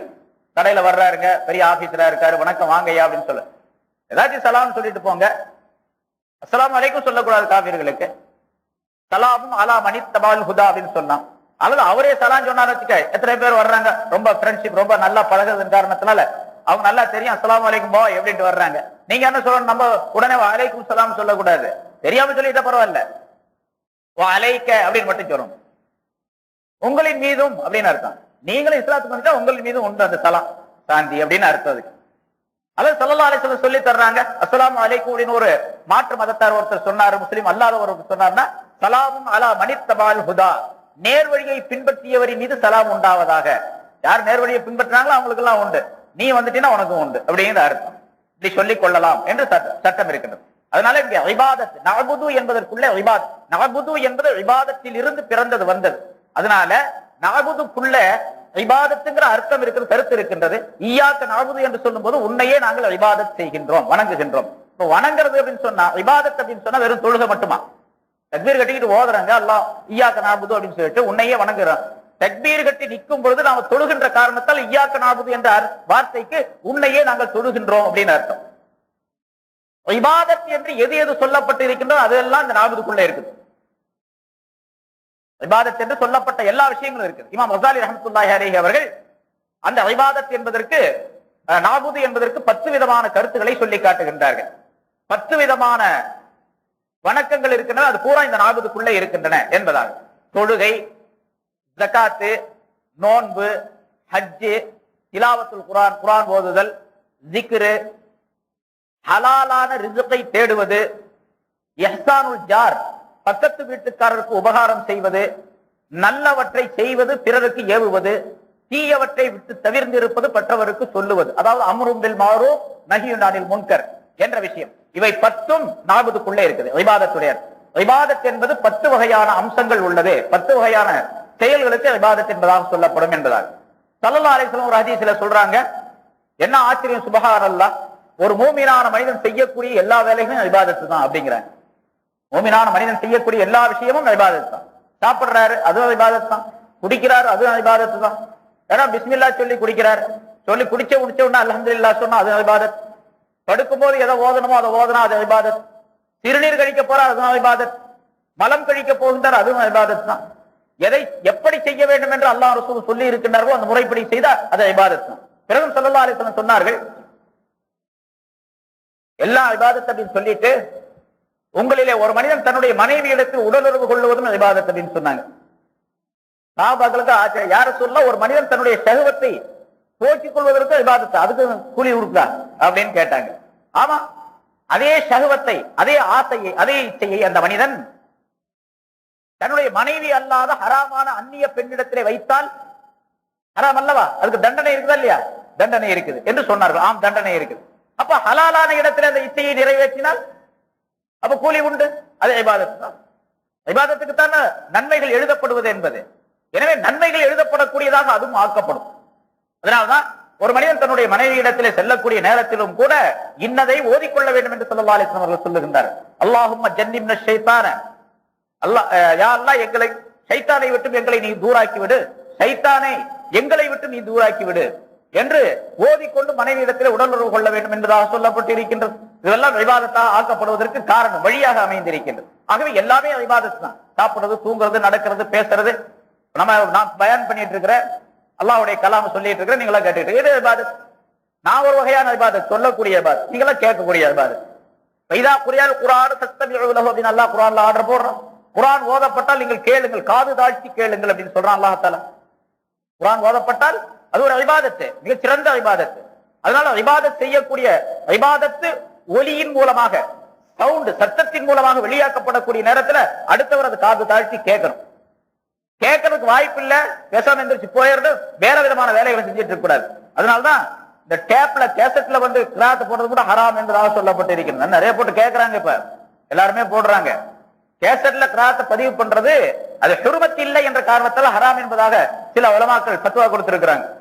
மௌலானா முஹம்மது ஷஃபி மர்ஹூம் அவர்களுடைய ஃபத்வாவும் கூட அப்படித்தான் இருக்கு. ஏன்னா குர்ஆனுடைய ஆயத்தை கேசட்ல போட்டு பதிவு பண்ணிட்டு அவர் பாட்டுக்கு வீட்டுல போட்டு ஒரு ரேடியோல போட்டுட்டு இருப்பாரு. அது ஓட்டு கிராத் ஓதிக்கிட்டே இருக்கும். கிராத் ஓதிக்கிட்டே இருக்கிறாரு அவரு அந்த டேப்ல இருந்து. ஆனா இவங்க கேட்கிறாங்களா அப்படின்னா அல்லாஹ் தஆலாவுடைய இந்த ஆயத்திற்கு அவர் மாற்றம் செய்கின்றார். அல்லாஹ் சொல்லுகின்றார், குர்ஆன் ஓதப்பட்டால் காது தாழ்த்தி கேளுங்கள் அப்படின்னு சொல்றார். இவர் கேட்கறதுக்கு பதிலாக தன்னுடைய வேலையில ஈடுபட்டு இருக்காரு, பேசுறாரு, வர்றவங்கள்ட்ட போறவங்கள்ட்ட பேசிக்கிட்டு இருக்கிறாரு, மக்கள்கிட்ட வீட்டுல குழந்தைகளோட பேசிக்கிட்டு இருக்கிறாரு, விளையாண்டுகிட்டு இருக்கிறாரு, சாப்பிட்டுக்கிட்டு இருக்காரு, குடிச்சுக்கிட்டு இருக்காரு, அல்லது சில சமயங்கள்ல கக்கூசுல இருக்கிறாரு. இவருக்கு குர்ஆன் ஓதிக்கிட்டே இருக்க, அவர் கக்கூசுல உட்கார்ந்து இருக்காரு.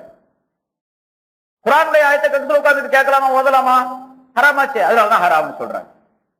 சரி, அதனால குர்ஆன் ஓதுவதும் இபாதத், அதை கேட்பதும் இபாதத். பயான் செய்வதும் இபாதத், அதை கேட்பதும் இபாதத். எல்லாமே இபாதத். அதனால நாபுது என்பதற்குள்ளே நாபுது என்பது ஒரே ஒரு கருத்தை கொண்டதல்ல, அதிலே பல்வேறு அம்சங்கள் பொதிந்திருக்கின்றன. அதிலே 10 முக்கியமாக இமாம் கஸாலி ரஹ்மத்துல்லாஹி அலைஹி சொல்லி காட்டுகின்றார்கள். தொழுகை, நோன்பு, ஜகாத், ஹஜ், தான தர்மங்கள், ஜிக்ரு, ஃபிக்ரு, திலாவத்துல் குர்ஆன், ஹலாலான ரிஸ்கை தேடுவதும் இபாதத் தான், வணக்கம் தான். ஸல்லல்லாஹு அலைஹி வஸல்லம் சொல்லுகின்றார்கள், தலபுல் ஹலாலி ஃபரீலத்துன் பாதல் ஃபரீலா, ஹலாலான உணவை தேடுவது ஒரு பரலுக்கு பின்னால் உள்ள பரலாகும் அப்படின்னு. தொழுகை என்பது ஒரு பரல். தொழுகையை முடிச்ச உடனே ஃபஜ்ருக்கு வர்றீங்க, ஃபஜ்ர் தொழுத உடனே, சுபஹ் தொழுத உடனே ஒரு பரல் முடிஞ்சிச்சு, அடுத்த பரலுக்கு ஓடி போங்க வெளியே. அடுத்த பரல் என்ன? தலபுல் ஹலால், ஹலாலான விஷயத்தை, ஹலாலான உணவை தேடுவது, ரிஸ்கை தேடுவது. லுஹர் தொழுதீங்க, லோஹர் தொழுது ஒரு பரல முடிச்சு இன்னொரு பரலுக்கு போங்க வெளியே. அதனால ஜும்மாவுடைய தொழுகையில அல்லாஹ் தஆலா சொல்றா, எப்ப பாங்கு சொல்லப்பட்டதோ அப்ப உடனே கடையை அடைச்சிடணும். அப்புறம் வியாபாரம் எல்லாம் செய்யக்கூடாது. வதருல் பைஅ, வியாபாரத்தை விட்டுடுங்க. எல்லா விதமான தொழில்களையும் விட்டுடணும். ஜும்மாவுக்கு எல்லா விதமான தொழிலையும் விட்டுறணும். ஒரு ஆலிம் பாங்கு சொல்லப்பட்ட பின்னால் ஒரு ஆலிம் கிதாபை பார்ப்பதும் ஹராம். கிதாபை பார்க்கறது கூட ஹராம். வேற கடையில வியாபாரம் செய்யறது மட்டும் ஹராம் அல்ல. வதருல் பை அப்படின்னு சொன்னா குறிப்பா மக்கள் பெரும்பாலும் எதுல ஈடுபட்டு இருக்கின்றார்களோ அதை அல்லாஹ் தஆலா சொல்லுகிறான். அதற்குள்ள எல்லா கருத்துக்களும் வந்துடும். ஜும்மாவில பாங்கு சொல்லப்பட்ட பின்னால எல்லாம் தொழுகத்தான் போறமே தவிர இந்த ஆலிம் கிதாப் பார்த்துட்டு இருக்க கூடாது. நான் கிதாப் தானே பாக்குறேன், குர்ஆன் தானே ஓதுறேன், அதனால நான் சும்மா வேலையில ஈடுபடல, தவறான காரியத்துல ஈடுபட்டல அப்படின்னு சொன்னா அதுவும் குற்றம். இங்கே அல்லாஹ் தஆலா அந்த ஜும்மாவுடைய ஆயத்திலே சொல்லுகின்றான், ஃபைதா குபியத்திஸ் ஸலாத்து ஃபன்தஷிரு ஃபில் அர்த். தொழுகை முடிக்கப்பட்டால், தொழுது முடிக்கப்பட்டால் பூமியிலே நீங்கள் பரவி செல்லுங்கள் அப்படின்னு சொல்றோம். பூமியிலே பரவலாக செல்லுங்கள். எதுக்கு? ரிஸ்க் ஹலால தேடுவதற்காக, ஹலாலான ரிஸ்கை தேடுவதற்காக புறப்பட்டு போங்க. பள்ளியாசிலே உட்கார்ந்துட்டு இருக்காதீங்க அஸ்ர் வரைக்கும், அப்புறம் உடனே போயிடுங்க வெளியே அப்படின்னு சொல்ற அல்லாஹ் தஆலா. அதனால பள்ளியாசில யாருமே இருக்கக்கூடாதுன்னு அர்த்தம் அல்ல. அவருக்கு காசு இருக்கு, மகன்லாம் சம்பாதிக்கிறாங்க, எல்லா கடையெல்லாம் பாத்துக்கிறாங்க, ஆள் இருக்கு, பெரிய முதலாளி, அதனால அவர் உட்கார்ந்து இருக்கலாம் பள்ளியாசல். எல்லாருமே போயிருங்கன்னா ஒரேடியா போயிடுங்க, யாருமே இருக்க வேணாம்னு அர்த்தம் இல்ல. ஏன்னா சில பேர் அப்படி அர்த்தம் செய்யறாங்க. இப்ப புதுசா சில கொள்கை உடையவங்க எல்லாம் வந்திருக்காங்கல்ல, ஃபன்தஷிரு ஃபில் அர்த்ங்கிறதுக்கு தொழுது முடிச்சோன்னு இந்த திக்ர் ஃபிக்ர்லாம் ஈடுபட்டு இருக்காது, வெளியே போயிடணும் அப்படின்னு சொல்றோம், அர்த்தம் சொல்றோம். தொழுது முடிச்சா போங்க அப்படின்றத போகலாம்ங்கிற அர்த்தம் தானே தவிர கட்டாயமா போற ஒரு ஆளு கூட பள்ளியாசல் இருக்கக்கூடாதுன்னு அர்த்தமா? அப்படி யாராவது சொல்லுவாங்க? அப்படி சொல்லிட்டு இருக்கிறோம், அர்த்தம் சொல்லிட்டு இருக்கோம். அந்த ஆயத்துல இன்னொரு கருத்தும் இருக்குது, அது இடையில நான் சொல்லிக்கிறேன், அதுக்கு சம்பந்தமே இல்லை, இருந்தாலும் ஒரு விளக்கம். ஃபைதா குபியத்திஸ் ஸலாத்து ஃபன்தஷிரு ஃபில் அர்த். ஜும்மாவுடைய தொழுகையில தொழுது முடிக்கப்பட்டால் பூமியிலே நீங்கள் பரவலாக செல்லுங்கள் அப்படின்னு சொன்னா வெளியே போய் நீங்க உங்க வியாபார தொழில்களை பாருங்க அப்படிங்கிற அர்த்தம். இந்த வெளியே போங்க அப்படிங்கிறது அல்லாஹ் தஆலா என்ன சொன்னா, ஃபன்தஷிரு ஃபில் அர்த், பூமியிலே நீங்கள் பரவலாக செல்லுங்கள், கும்பலாக கூட்டமாக செல்லாதீர்கள், பரவலாக செல்லுங்கள் அப்படிங்கிற அர்த்தம் இருக்கு. ஃபன்தஷிரு அப்படின்னு சொன்னா தனித்தனியாக போங்கள், கூட்டம் கூட்டமாக போகாதீங்க அப்படிங்கிறது. அது இந்த காலத்துக்கு ரொம்ப பொருத்தமான ஒரு இது. அது குறிப்பாக இந்த மாதிரி நகரங்களிலே, சிட்டிகளிலே ரொம்ப தேவையான விஷயம். கூட்டம் கூட்டமா போறாங்கன்னு வச்சுங்க, அடுத்தவன் பார்க்கும்போது அவனுக்கு ஒரு வெறுப்பு ஏற்படும், ஒரு விதமான பொறாமை ஏற்படும். என்னடா இந்த ஆளுங்க வெள்ளை சொல்லையுமா இவ்வளவு அழகா இப்ப வந்துட்டு இருக்காரு, இந்த ஆளுகளை எப்படியாவது மடக்கணும். ஏன்னா இப்ப உள்ள நிலைமையில மாற்று மதத்தார்கள் முஸ்லிம்களின் மீது ஒரு விதமான குரோதமான மனப்பான்மை. ஆனால் கூட்டம் கூட்டமா செல்லாதீங்க, கொஞ்சம் தனித்தனியா போயிடுங்க அப்படின்னு அல்லாஹ் தஆலா சொல்றான். அதே போல கூட்டம் கூட்டமா போனா இப்ப பாருங்க சந்து மாதிரி இருக்குது, எல்லாம் இங்க ஒரு 500 பேர் 1000 பேர் தொழுகிறாங்கன்னு வச்சுங்க, எல்லாம் சேர்ந்து கும்பலா ஒரே இடத்துல போனா மக்களுக்கு, மற்ற மக்களுக்கு இடைஞ்சலா இருக்கு. போறவங்களுக்கு அடுத்த ஒருவர் மற்றொருவருக்கு இடையூறு தருவார். அதனால கொஞ்சம் விசாலமா போங்க, ஒருத்தருக்கு பின்னால ஒருத்தர் போங்க என்ற அர்த்தமும் அதற்கு அல்லாஹ் தஆலா சொல்லி காட்டுகின்றன. இப்ப நாபுது என்பதற்குள்ள எல்லா விதமான இபாதத்துகளும் ஒளிஞ்சிருக்குது. இய்யாக நாபுது, உன்னையே நாங்கள் வணங்குகின்றோம் என்று சொன்னா உன்னையே நாங்கள் தொழுகின்றோம், உனக்காகவே நாங்கள் நோன்பு வைக்கின்றோம், உன்னையே நாங்கள் திக்ர் செய்கின்றோம், உன்னை அல்லாத வேறு யாரையும் நாங்கள் திக்ர் செய்ய மாட்டோம், அல்லாஹ்தான் திக்ர் செய்யணும். சுப்ஹானல்லாஹ், அல்ஹம்துலில்லாஹ், அல்லாஹு அக்பர், லா இலாஹ இல்லல்லாஹ் என்று எத்தனை திக்ர்கள் இருக்குதோ அது பூரா அல்லாஹ்வுக்கு தான் சொந்தம். திக்ர் வேற யாருக்கு? நஅபுது அப்படிங்கிறதுக்குள்ள திக்ரும் உண்டு. ஈயாக்க நஅபுது அப்படிங்கிற இடத்துல ஈயாக்க நஸ்குரு, உன்னையே நாங்கள் திக்ர் செய்வோம், உன்னை அல்லாத வேற யாரையும் திக்ர் செய்வோம். ஏன்னா சில தரீகாக்கள் இப்படி இருக்குது, அல்லாஹ் அல்லாத வேறு பேரை திக்ர் செய்யலாம் அப்படின்னு சொல்லிட்டு ஒரு தரீகாவுல ரசூலுல்லாஹி ஸல்லல்லாஹு அலைஹி வஸல்லத்துடைய பேரை திக்ர் செய்யறாங்க, முஹம்மத் அப்படின்னு ஸல்லல்லாஹு அலைஹி வஸல்லம். ஸல்லல்லாஹு அலைஹி வஸல்லம் கூட சொல்றது இல்ல, அதுல வெறும் அல்லாஹ்வை எப்படி திக்ர் செய்யறாங்களோ அதே போல அல்லாஹ் அல்லாஹ் அல்லாஹ் அல்லாஹ் திக்ர் செய்யற மாதிரி முஹம்மத் முஹம்மத் முஹம்மத் முஹம்மத் இப்படி திக்ர் செய்யறாங்க. இது ஹராமாச்சு, இந்த ஆயத்தின்படி அது ஹராமாச்சு, ஷிர்காச்சு சொல்ல போனா. ஏன்னு கேட்டா அல்லாஹ் அல்லாத வேற யாரையும் வணங்க கூடாது, திக்ர் செய்யக்கூடாது. அல்லாஹ் அல்லாத பொருளை கட்டுப்பட்டதா ரசூலுல்லாஹி ஸல்லல்லாஹு அலைஹி வஸல்லம் அவர்கள். ஸல்லல்லாஹு அலைஹி வஸல்லம் அவர்களை ரொம்ப நினைக்கணும், உங்களுக்கு ரொம்ப பக்தி இருக்குது, அவர்கள் மீது மஹப்பத் இருக்குது அப்படின்னு சொல்ல ஸலவாத் சொல்லுங்க. அல்லாஹ் தஆலா சொல்லி கொடுத்திருக்கான், யா அய்யுஹல்லதீன ஆமனு ஸல்லு அலைஹி, அவர் மீது ஸலவாத் சொல்லுங்க அப்படின்னு அல்லாஹ் சொல்றான். அதை விட வேற என்ன செய்ய வேண்டியது? ரசூலுல்லாஹி ஸல்லல்லாஹு அலைஹி வஸல்லம் அவர்களை புகழ்வதிலே, அவருடைய புகழ் பாடல்களை பாடுவதிலே மிக உயர்ந்த புகழ் எது என்று சொன்னா ஸலவாத். நம்ம தொழுகையில ஓதுறோம் பாருங்க, தரூத் இப்ராஹிம், அதுதான் சிறந்த ஸலவாத் இருக்கிறதுலயே. வேற எவ்வளவு பெரிய அல்லாமா, எவ்வளவு பெரிய ஒரு பெரிய வலியுல்லா ரசூலுல்லாஹி ஸல்லல்லாஹு அலைஹி வஸல்லம் அவர்கள் மீது ஒரு பாட்டு எழுதினாலும் சரி, மௌலூதுகள்லாம் ஓதுறாங்க. இப்ப மௌலூது ஓதுறது நல்லதா, ஸலவாத் ஓதுறது நல்லதா? ஸலவாத் ஓதுறது தான் நல்லது, மௌலூது ஓதுறது நல்லது. அதெல்லாம் மௌலூது ஓதுறது கூடாதுன்னு அர்த்தம் இல்ல, செலவாத்தை ஓதுங்க, அப்புறம் மௌலூது ஓதுங்க. மௌலூது ஓதலாம் ஓதலாம் அப்படிங்கிறதா தவிர செலவாத்து ஓத வேண்டும். செலவாத்து ஓதலாம் சொல்லக்கூடாது, செலவாத்தை ஓத வேண்டும், கண்டிப்பாக கட்டாயமாக ஓத வேண்டும். கட்டாயமாக செலவாத்து சொல்ல வேண்டும். மௌலூதை கட்டாயமாக ஓத வேண்டும் அப்படின்னு சொல்லலாமா? இல்லைன்னா அல்லாஹ் நரகத்துல போட்டுருவான், தண்டனை கொடுப்பான், குற்றம் வந்துடும், அப்படி எல்லாம் கிடையாது. ஓதனா நன்மை உண்டு, அவ்வளவுதான். ஏன்னா ரசூலுல்லாஹி ஸல்லல்லாஹு அலைஹி வஸல்லம் அவருடைய புகழ்களை, அவருடைய மதஹை அல்லாஹ் அந்த பெரியார்கள் அந்த மௌலூதிலே அமைத்து வைத்திருக்கின்றார்கள். அதனால யா நபி ஸலாம் அலைக்கும், யா ரசூல் ஸலாம் அலைக்கும், சலாம் சொல்லலாம். அந்த பதுருன் அந்த நூரன் என்று சொல்லலாம். ஸல்லல்லாஹு அலைஹி வஸல்லம் அவர்களை பார்த்து சொல்லலாம். சொல்லலாம் அப்படிங்கிறது சொல்ல வேண்டும் அப்படிங்கிறது கிடையாது. அதனால ஜிக்ர் என்பது அல்லாஹ்வுக்கே சொன்னா, அல்லாஹ்வை தவிர வேற யாரையும் ஜிக்ர் செய்யக்கூடாது என்ற கருத்தையும் அல்லாஹ் தஆலா தெரியப்படுத்துகின்றான். அதே போன்று ஜகாத்து கொடுக்கும் பொழுது அல்லாஹ்வுக்காக வேண்டியே நாங்கள் ஜகாத்து கொடுக்கின்றோம், அல்லாஹ்வுக்காக வேண்டியே நாங்கள் நோன்பு வைக்கின்றோம், அல்லாஹ்வுக்காக வேண்டியே ஹஜ் செய்கின்றோம், அல்லாஹ்வுக்காக வேண்டியே குர்ஆனை ஓதுகின்றோம், உனக்காகவே நாங்கள் உன்னையே நாங்கள் வணங்குகின்றோம் என்று சொல்லும்போது உனக்காகவே நாங்கள் எல்லா வேலைகளையும் செய்கின்றோம் அப்படிங்கிற அர்த்தம். ஆக இய்யாக நஅபுது என்பதற்குள்ளே இப்படி பல்வேறு கருத்துக்கள் அடக்கப்பட்டிருக்கின்றன. இபாதத் என்பது என்னன்னு சொன்னால், இபாதத்துக்கு ஒரு விளக்கம் சொல்லி இருக்கின்றார்கள் உலமாக்கள்.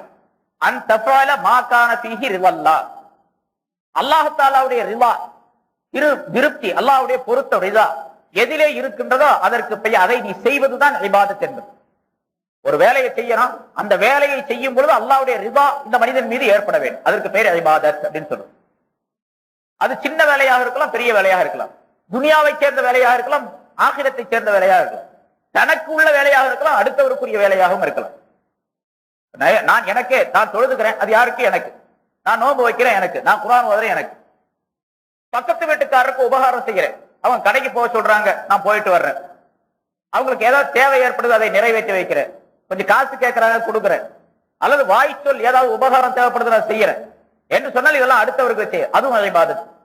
இஹ்சானுல் ஜார், பக்கத்து வீட்டுக்காரருக்கு உபகாரம் செய்வதும் இபாதத்.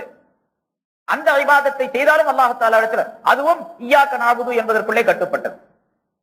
சரி, இந்த நஅபுது என்பதற்கு என்ன சொன்னா, நஅபுது என்பது இபாதத் என்ற வார்த்தையிலிருந்து வந்தது. அல்லது இன்னொரு வார்த்தையும் இருக்குது நஅபுதுக்குள்ள, உபூத் என்ற வார்த்தை, உபூதத் என்ற வார்த்தையிலிருந்து வந்தது அப்படின்னு சொல்லலாம்.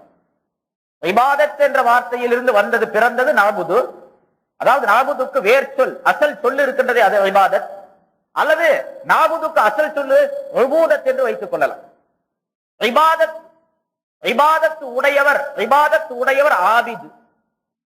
இபாதத்தை செய்தால் அவருக்கு பேரு ஆபிது. அபுது பெரியவரா?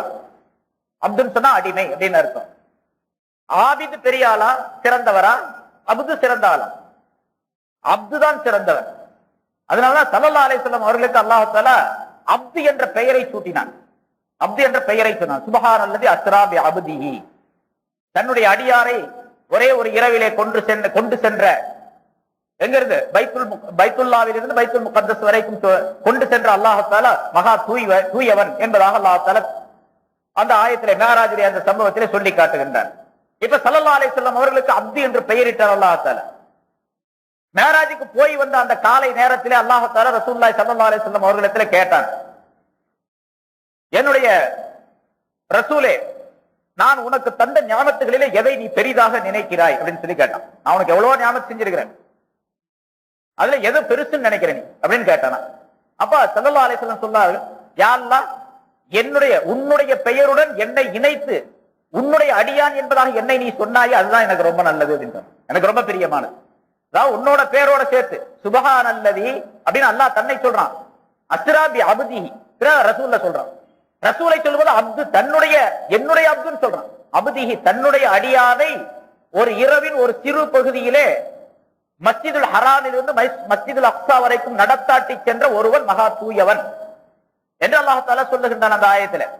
இப்ப என்னுடைய அடியான், தன்னுடைய அடியான் என்பதாக ரசூலுல்லாஹி ஸல்லல்லாஹு அலைஹி வஸல்லம் சொல்லுகிறான். அதுதான் எனக்கு ரொம்ப பெருமையுள்ள விஷயம், நான் அடிமையாக இருக்க விரும்புகின்றேன் என்று ஸல்லல்லாஹு அலைஹி வஸல்லம் சொன்னாங்க. இப்ப இந்த நஅபுது அப்படிங்கிறது இபாதத் என்பதில் இருந்து வந்தால், நஅபுது அப்படிங்கிறதுக்கு நாங்கள் வணங்குகின்றோம் அப்படின்னு அர்த்தம். உன்னையே நாங்கள் வணங்குகிறோம். உபூதத் என்ற வார்த்தையிலிருந்து, உபூதத் என்ற அசல் சொல்லில் இருந்து வந்ததாக வைத்துக் கொண்டால், உனக்கே நாங்கள் அடிமைத்தனம் செய்கின்றோம் அப்படிங்கிற அர்த்தம்.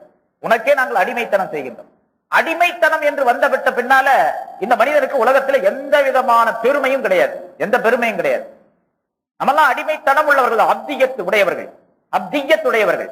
இந்த அப்துக்கு இந்த உலகத்துல எந்த விதமான பெருமையும் கிடையாது. அதனாலதான் ஸல்லல்லாஹு அலைஹி வஸல்லம் அவர்கள் சாப்பிடும் பொழுது இப்படி நம்மளை போல இந்த சம்மணம் போட்டுலாம் உட்கார்ந்து சாப்பிட மாட்டாங்க. ஸல்லல்லாஹு அலைஹி வஸல்லம் சாப்பிட்டதே இல்லை அப்படின்னு சொல்லப்படுது. பிறகு எப்படி சாப்பிடுவாங்க? ஒரு காலை நட்டு வச்சுட்டு ஒரு கால் மேல உட்கார்ந்து, இது ஒரு முறை. அல்லது நம்ம அத்தஹியாத்துல உட்கார்ற பாருங்க, அது மாதிரி ரெண்டு காலையும் மடக்கி வச்சு மண்டிட்டு ஒரு முறை. அல்லது சாதாரணமாக குத்த வச்சு உட்கார்றது, ரெண்டு காலையும் உட்கார்ந்து சும்மா பாலத்தை வச்சு ரெண்டு காலையும் குத்த வச்சு உட்கார்றது. இந்த மூன்று முறைகளில் ஏதாவது முறையில் தான் ரசூலுல்லாஹி ஸல்லல்லாஹு அலைஹி வஸல்லம் சாப்பிட்டு இருக்காங்க. வேறு நாலாவது முறையில சாப்பிட்டதே கிடையாது. சஹாபாக்கள் கேட்டார்கள், யார ரசூலல்லாஹ் நீங்க ஏன் இப்படி சாப்பிடுறீங்க அப்படின்னு கேட்டாங்க. மூணு முறையில தான் சாப்பிடுவாங்க, நீங்க ஏன் இப்படி சாப்பிடுகின்றீர்கள் என்பதாக கேட்ட பொழுது, நான் ஒரு அடிமை, அடிமை வேற எப்படிப்பா சாப்பிடுறது? எஜமான் முன்னால இப்படி எல்லாம் சமம் போட்டு அழகா உட்கார்ந்து சாப்பிட முடியுமா? எஜமான் முன்னால ரொம்ப மரியாதையா தான் சாப்பிடணும், தன்னை அடக்கி ஒடுக்கித்தான் சாப்பிடணும். அடக்கி ஒடுக்கி உட்காருவது என்று சொன்னா இந்த மூணு முறையில ஒரு முறையில உட்கார்ந்தா தான் அடக்கம் ஒடுக்கம் எல்லாம் வரும். பக்தி, தாழ்மை எல்லாம் அந்த நிலையில தான் வரும். சம்பளம் போட்டு உட்கார்ந்து சொன்னா அடுத்தவருக்கு நாள் நானும் சமம் தான் அப்படிங்கிற அர்த்தம் வந்துடும். அப்ப உட்கார்றதுலயும் கூட அல்லாஹ் தாலாவுடைய முன்னால, அல்லாஹ் தாலாவுக்கு முன்னால மரியாதை இருக்க வேண்டும். சாப்பிடும் பொழுது உட்காரும் பொழுது ஸல்லல்லாஹு அலைஹி வஸல்லம் அவர்கள் அந்த முறையை கையாண்டார்கள். நான் ஒரு அடிமையாக இருக்க வேண்டாமா அப்படின்னு சொன்னாங்க. யார சொல்ல நீங்க ஏன் கால் வீங்கிற வரைக்கும் வணங்குறீங்க? உங்களை தான் அல்லாஹ் தாலா மன்னிச்சிட்டதாக சொல்றானே என்று ஆயிஷா நாயகி கேட்ட பொழுது, அஃபலா அகூன அப்தன் ஷக்கூரா, நன்றி உள்ள அடிமையாக நான் இருக்கக்கூடாதா அப்படின்னு கேட்டாங்க. அப்ப அடிமையாக இருப்பதுதான் ஆபிதை விட அபுதாக இருப்பதுதான் சிறந்தது. ஆபிதை விட, அதனால அபுது வரணும்னு சொன்னா ஆபிதாக இருக்கணும், அது வேற. ஆபிதை விட அப்து சிறந்ததுதான். ஆனா அப்து எப்ப வரும் அப்படின்னு கேட்டா ஆபிதாக இருந்தா தான் அப்து வரும். ஆபிதாக இருக்கிறது அப்படின்னு சொன்னா வணக்கசாலியாக இருக்கிறது. வணக்கசாலியா இருக்கிறதுனா தொழுகிறது மட்டுமல்ல, எல்லா காரியங்களிலும் இப்ப என்னென்ன சொன்னோமோ அந்த காரியங்கள் அனைத்திலும் கடைபிடிக்கிறது, அனைத்தையும் கடைபிடிப்பது, அனைத்திலும் அல்லாஹ்வுக்கு கட்டுப்பட்டு நடப்பது, அவருக்கு பேர் ஆபித். அந்த ஆபிதாக எவர் எல்லா செயல்களிலும் இருந்து விடுகின்றாரோ அவருக்குள்ளே அப்து என்பது வந்து அவர் அப்தாக ஆயிடுவார். இப்ப ஈயாக்க நஅபுது, உன்னையே நாங்கள் வணங்குகின்றோம் என்பதிலே ஈயாக்க இபாதத் என்பதிலிருந்து வந்தால் ஈயாக்க நஅபுது என்பதற்கு உன்னையே வணங்குகிறோம் அப்படின்னு அர்த்தம். அல்லது உபூதத் என்ற மஸ்தரில் இருந்து அது நஅபுது என்பது வந்தது என்று வைத்துக் கொண்டால் உனக்கே நாங்கள் அடிமையாக இருக்கின்றோம் என்று பொருள். இப்படி எல்லா பொருள்களையும் தாங்கியதாக இருக்கின்றது. சரி, இந்த இபாதத்து உபூதத் அப்படிங்கிறதுக்கு என்ன வித்தியாசம் அப்படின்னு கேட்டா, அதாவது சொன்னோம் சில விஷய வித்தியாசங்கள் சொன்னோம். சில உலமாக்கள், சில ஞானவான்கள், சூஃபியாக்கள் குறிப்பிடுகின்றார்கள், இபாதத் என்பதற்கு தொழுகை, நோன்பு, ஜகாத்து, ஹஜ்ஜு, அல்லாஹ்வுடைய கட்டளைகளை பேணுவது, விலக்கல்களை தவிர்த்திருப்பது, அம்ரு நஹி, அல்லாஹ்வினால் சொல்லப்பட்ட கட்டளைகளை எடுத்து நடப்பது, வேண்டாம் என்று சொல்லப்பட்டவைகளை விட்டு விடுவது, இந்த அம்சங்கள் எல்லாம் எவரிடத்தில் இருக்கின்றோ அவர் இபாதத் உடையவர் அப்படின்னு அர்த்தம்.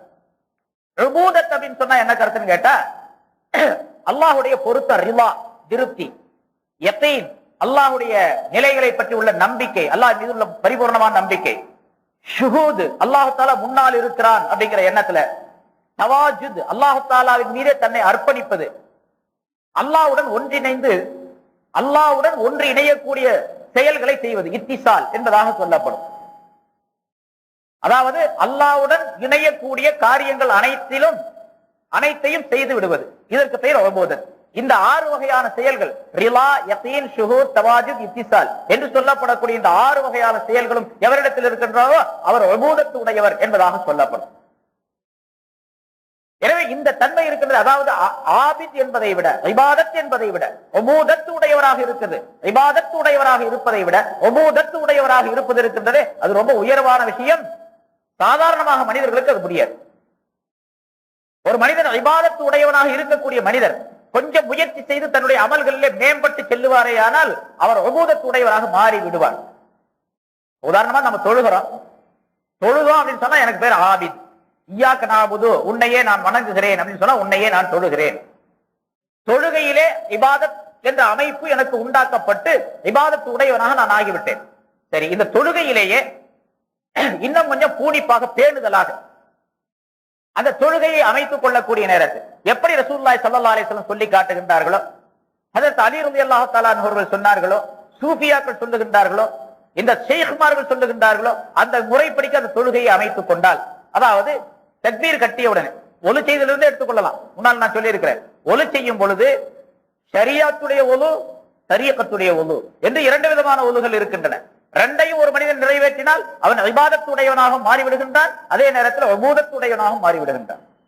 கையை கழுவுறான், ஒலு செய்யும் போது கையை கழுவுறான். கையை கழுவும் பொழுது கையில் உள்ள அசுத்தங்களை ஒலு செய்வதற்காக, அதாவது தொழுவதற்காக நான் ஒலு செய்கின்றேன் அப்படிங்கிற நியத்துல ஷஹாதத் கலிமாக்களை சொல்லி அல்லது பிஸ்மில்லாஹிர் ரஹ்மானிர் ரஹீம் சொல்லி ஸலவாத் சொல்லிக் கொண்டு ஏதாவது ஒரு இதை ஓதிக்கொண்டு நம்ம கையை கழுவுறோம். பிஸ்மில்லாஹிர் ரஹ்மானிர் ரஹீம் அப்படின்னு கை கழுவும். இப்ப கையை கழுவுனா ஒலுவுடைய ஒரு கடமை முடிந்து விட்டது, ஒலு செய்யறதுல ஒரு விஷயம் முடிஞ்சிருச்சு. சரி, அதே நேரத்துல பூரா கைங்க வச்சுங்க, அடுத்தாப்புல முழுமையாக முழங்கை வரைக்கும் கழுவ போறோம். இப்படி கையை கழுவ மணிக்கட்டு வரைக்குமோ அல்லது முழங்கை வரைக்குமோ கழுவக்கூடிய நேரத்துல தொழுகைக்காக வேண்டி நான் ஒலு செய்கின்றேன் என்று நியத்து செய்து அந்த ஒலுவை, அந்த தண்ணீரை கொண்டு கையை கழுவினால் ஷரியாத்துடைய ஒலு வந்துவிட்டது. அப்துல் காதர் ஜீலானி ரஹ்மத்துல்லாஹி அலைஹி அவர்கள் தங்களுடைய ஒரு நூலிலே குறிப்பிடுகின்றார்கள், அப்படி தண்ணீரை கொண்டு கையை கழுவக்கூடிய நேரத்தில் இந்த கையினால் செய்த பாவங்கள் அனைத்தையும் நான் கழுவி விட்டேன், இனிமேல் இந்த கையினால் எந்த பாவங்களையும் நான் செய்ய மாட்டேன் அப்படின்னு அந்த கழுவக்கூடிய நேரத்தில் நிய்யத்து வந்துருச்சு, தரீகத்துடைய ஒலு வந்துருச்சு. அதே மாதிரி வாயை கொப்பளிக்கிறோம், வாயுடைய நாற்றத்தை போக்குவதற்காக வேண்டி தொழுகைக்கு ரப்புடைய முன்னால் நான் போய் நிக்க போறேன், அதனால என்னுடைய வாயில நாற்றங்கள் இருக்கக்கூடாது என்பதற்காக வேண்டி பல் துலக்குவது, மிஸ்வாக் செய்வது எல்லாம் போட்டு சுத்தம் செஞ்சுட்டு வாயை கொப்பளிக்கிறேன். கொப்பளித்து முடித்து விட்டால் ஷரியாத்துடைய ஒலு வந்து விட்டது.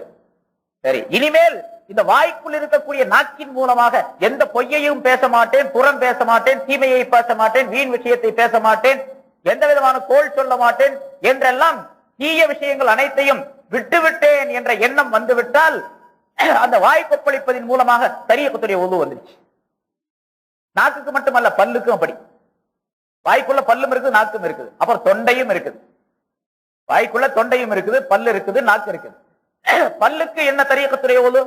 இந்த பல்லினால் ஹராமான உணவை கடிக்க மாட்டேன் அப்படின்னு நியத்து ஒலு செய்யும் போது வந்துச்சு, வாய் கொப்பளிக்கும் போது வந்துச்சு, தரீகத்துடைய ஒலு வந்துருச்சு. தொண்டைக்கு என்ன தரீகத்துடைய ஒலு? நான் இனிமேல் என்னுடைய தொண்டைக்குள்ளே ஹராமான உணவை போட மாட்டேன், விழுங்க மாட்டேன் அப்படின்னு நியத்து வச்ச தரீகத்துடைய ஒலு வந்துருச்சு. இதெல்லாம் உபூதத்துடைய தன்மை, உபூதத்துடைய தன்மை. அப்ப இய்யாக நஅபுது என்பதற்குள்ளே இபாதத்தும் இருக்கின்றது, உபூதத்தும் இருக்கின்றது. அதாவது ஆபிதும் இருக்கு, ஆபிதாக ஆகக்கூடிய நிலையும் இருக்கின்றது, அபுதாக ஆகக்கூடிய நிலையும் இருக்கின்றது, அடிமையாக ஆகக்கூடிய நிலையும் உண்டு. ஆகவேதான் இந்த ஆபிதுகள் இருக்கின்றாரே, வணக்கசாலிகள்.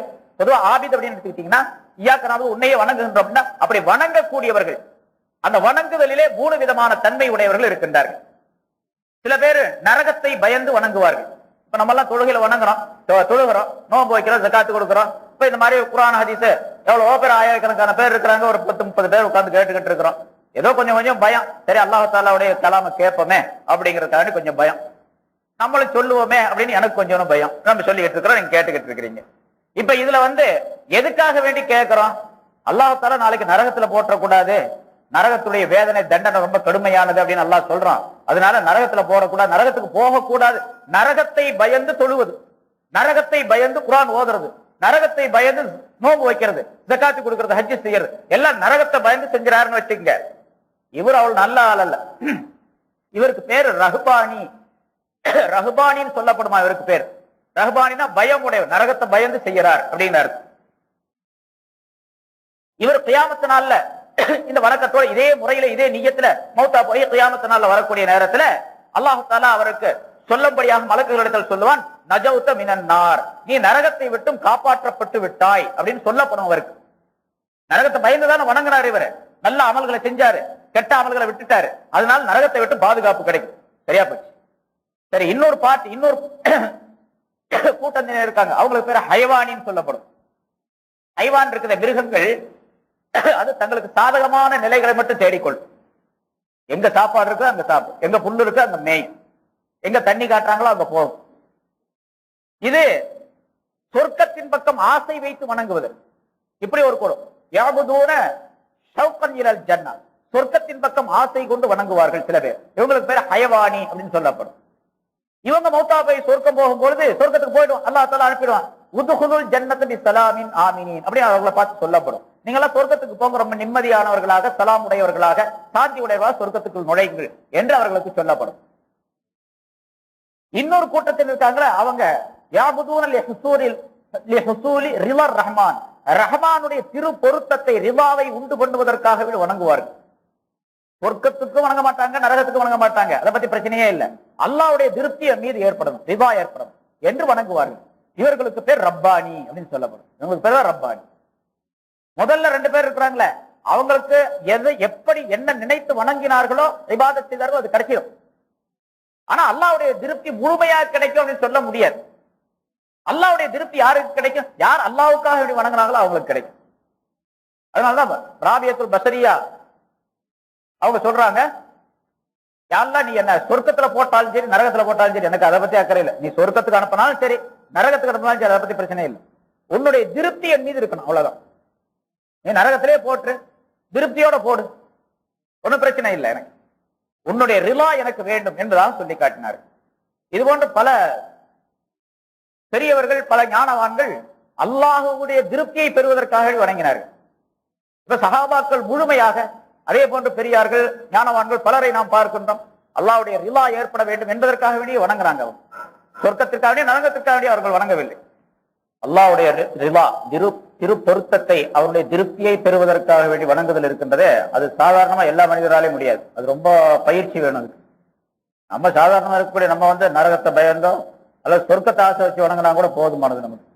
அதுவே ரொம்ப கஷ்டம் தான் இருக்கிறதுல. ரிலா வேணும் அப்படின்னு சொன்னா அதுக்கு ஒரு உதாரணமாக அதே ராபியத்துல் பஸரியா சொல்லி காட்டுறாங்க.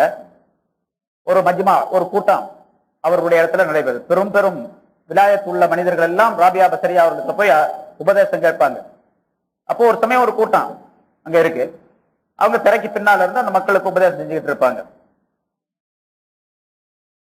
இபாதத், அதாவது தொழக்கூடிய ஒரு மனிதன் அந்த தொழுகைய அல்லாஹ்வுக்காக வேண்டி, அல்லாஹ்வுடைய ரிலாவுக்காக வேண்டி தொழுகிறதுனா எப்படி தொழுகிறது அப்படின்னு சொல்லி கேட்டாங்க. ஒருத்தர் சொன்னாரு, அவர் தன்னை மறந்து தொழுகணும் அப்படின்னாரு. தன்னை மறந்துட்டு தொழுகணும் அப்படின்னு சொல்லி சொன்னார். பெரிய பெரிய விலாயத்துள்ளவங்க எல்லாம் இருக்கிறாங்க. ஹசன் பஸ்ரி ரஹ்மத்துல்லாஹி போன்றவங்க அந்த காலத்துல இருந்தாங்க. பெரும் விலாயத், பெரும் வலியுள்ள, பெரிய முஃபஸ்ஸிர், ஃபகீஹ், அப்படிப்பட்ட பெரும் ஆற்றல் உள்ளவங்க. அதாவது அல்லாஹ் தன்னை மறந்து தொழுகணும், அல்லாஹ்வை தொழுகிறது அப்படின்னு சொல்லுவாங்க. அது தன்னை மறந்து அப்புறம் எப்படி தொழுகிறது அப்படின்னு கேட்டாங்க. தன்னை நினைப்பிருந்தா தான் இப்ப எத்தனை ரக்கா தொழுகிறோம், தன்னை மறந்துட்டா அப்ப எத்தனை ரக்கா தொழுதாருன்னு தெரியாது. அதனால தன்னை மறந்து தொழுகிறதுங்கிறது.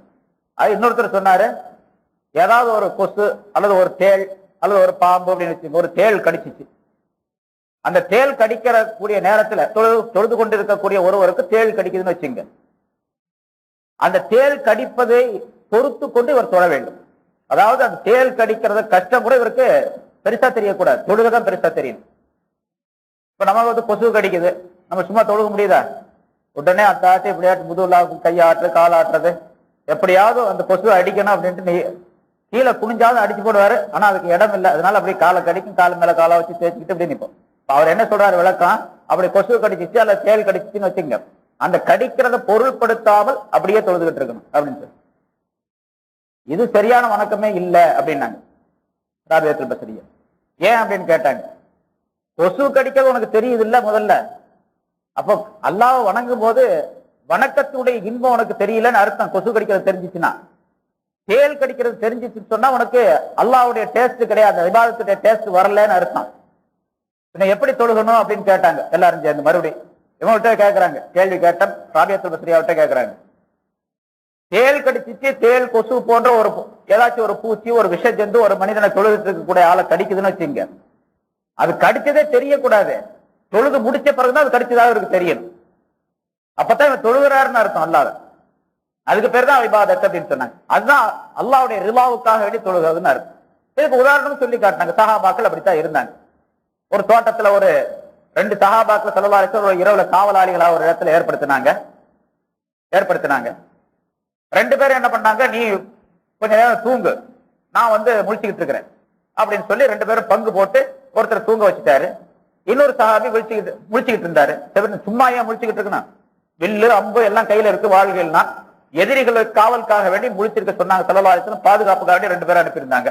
2 பேரும் அந்த இரவை பங்கு போட்டுக்கிட்டாங்க. நீ இவ்வளவு நேரம் தூங்கு, அதுக்கு பிறகு உன்னை எழுப்பி விட்டுறேன், நான் தூங்குறேன், அப்புறம் நீ முழிச்சிரு காவலுக்காக வேண்டி. 2 பேரும் சேர்ந்து முழிச்சுக்கிட்டு இருந்துட்டேன். 2 பேருமே அசைந்து தூங்கிட்டோம் சொன்னா அப்புறம் எதிரி வந்துடுவான் உள்ள, அதனால கொஞ்சம் கொஞ்சம் பங்கு வச்சுக்கலாம் அப்படின்னு சொல்லிட்டு இப்படி செஞ்சாரு.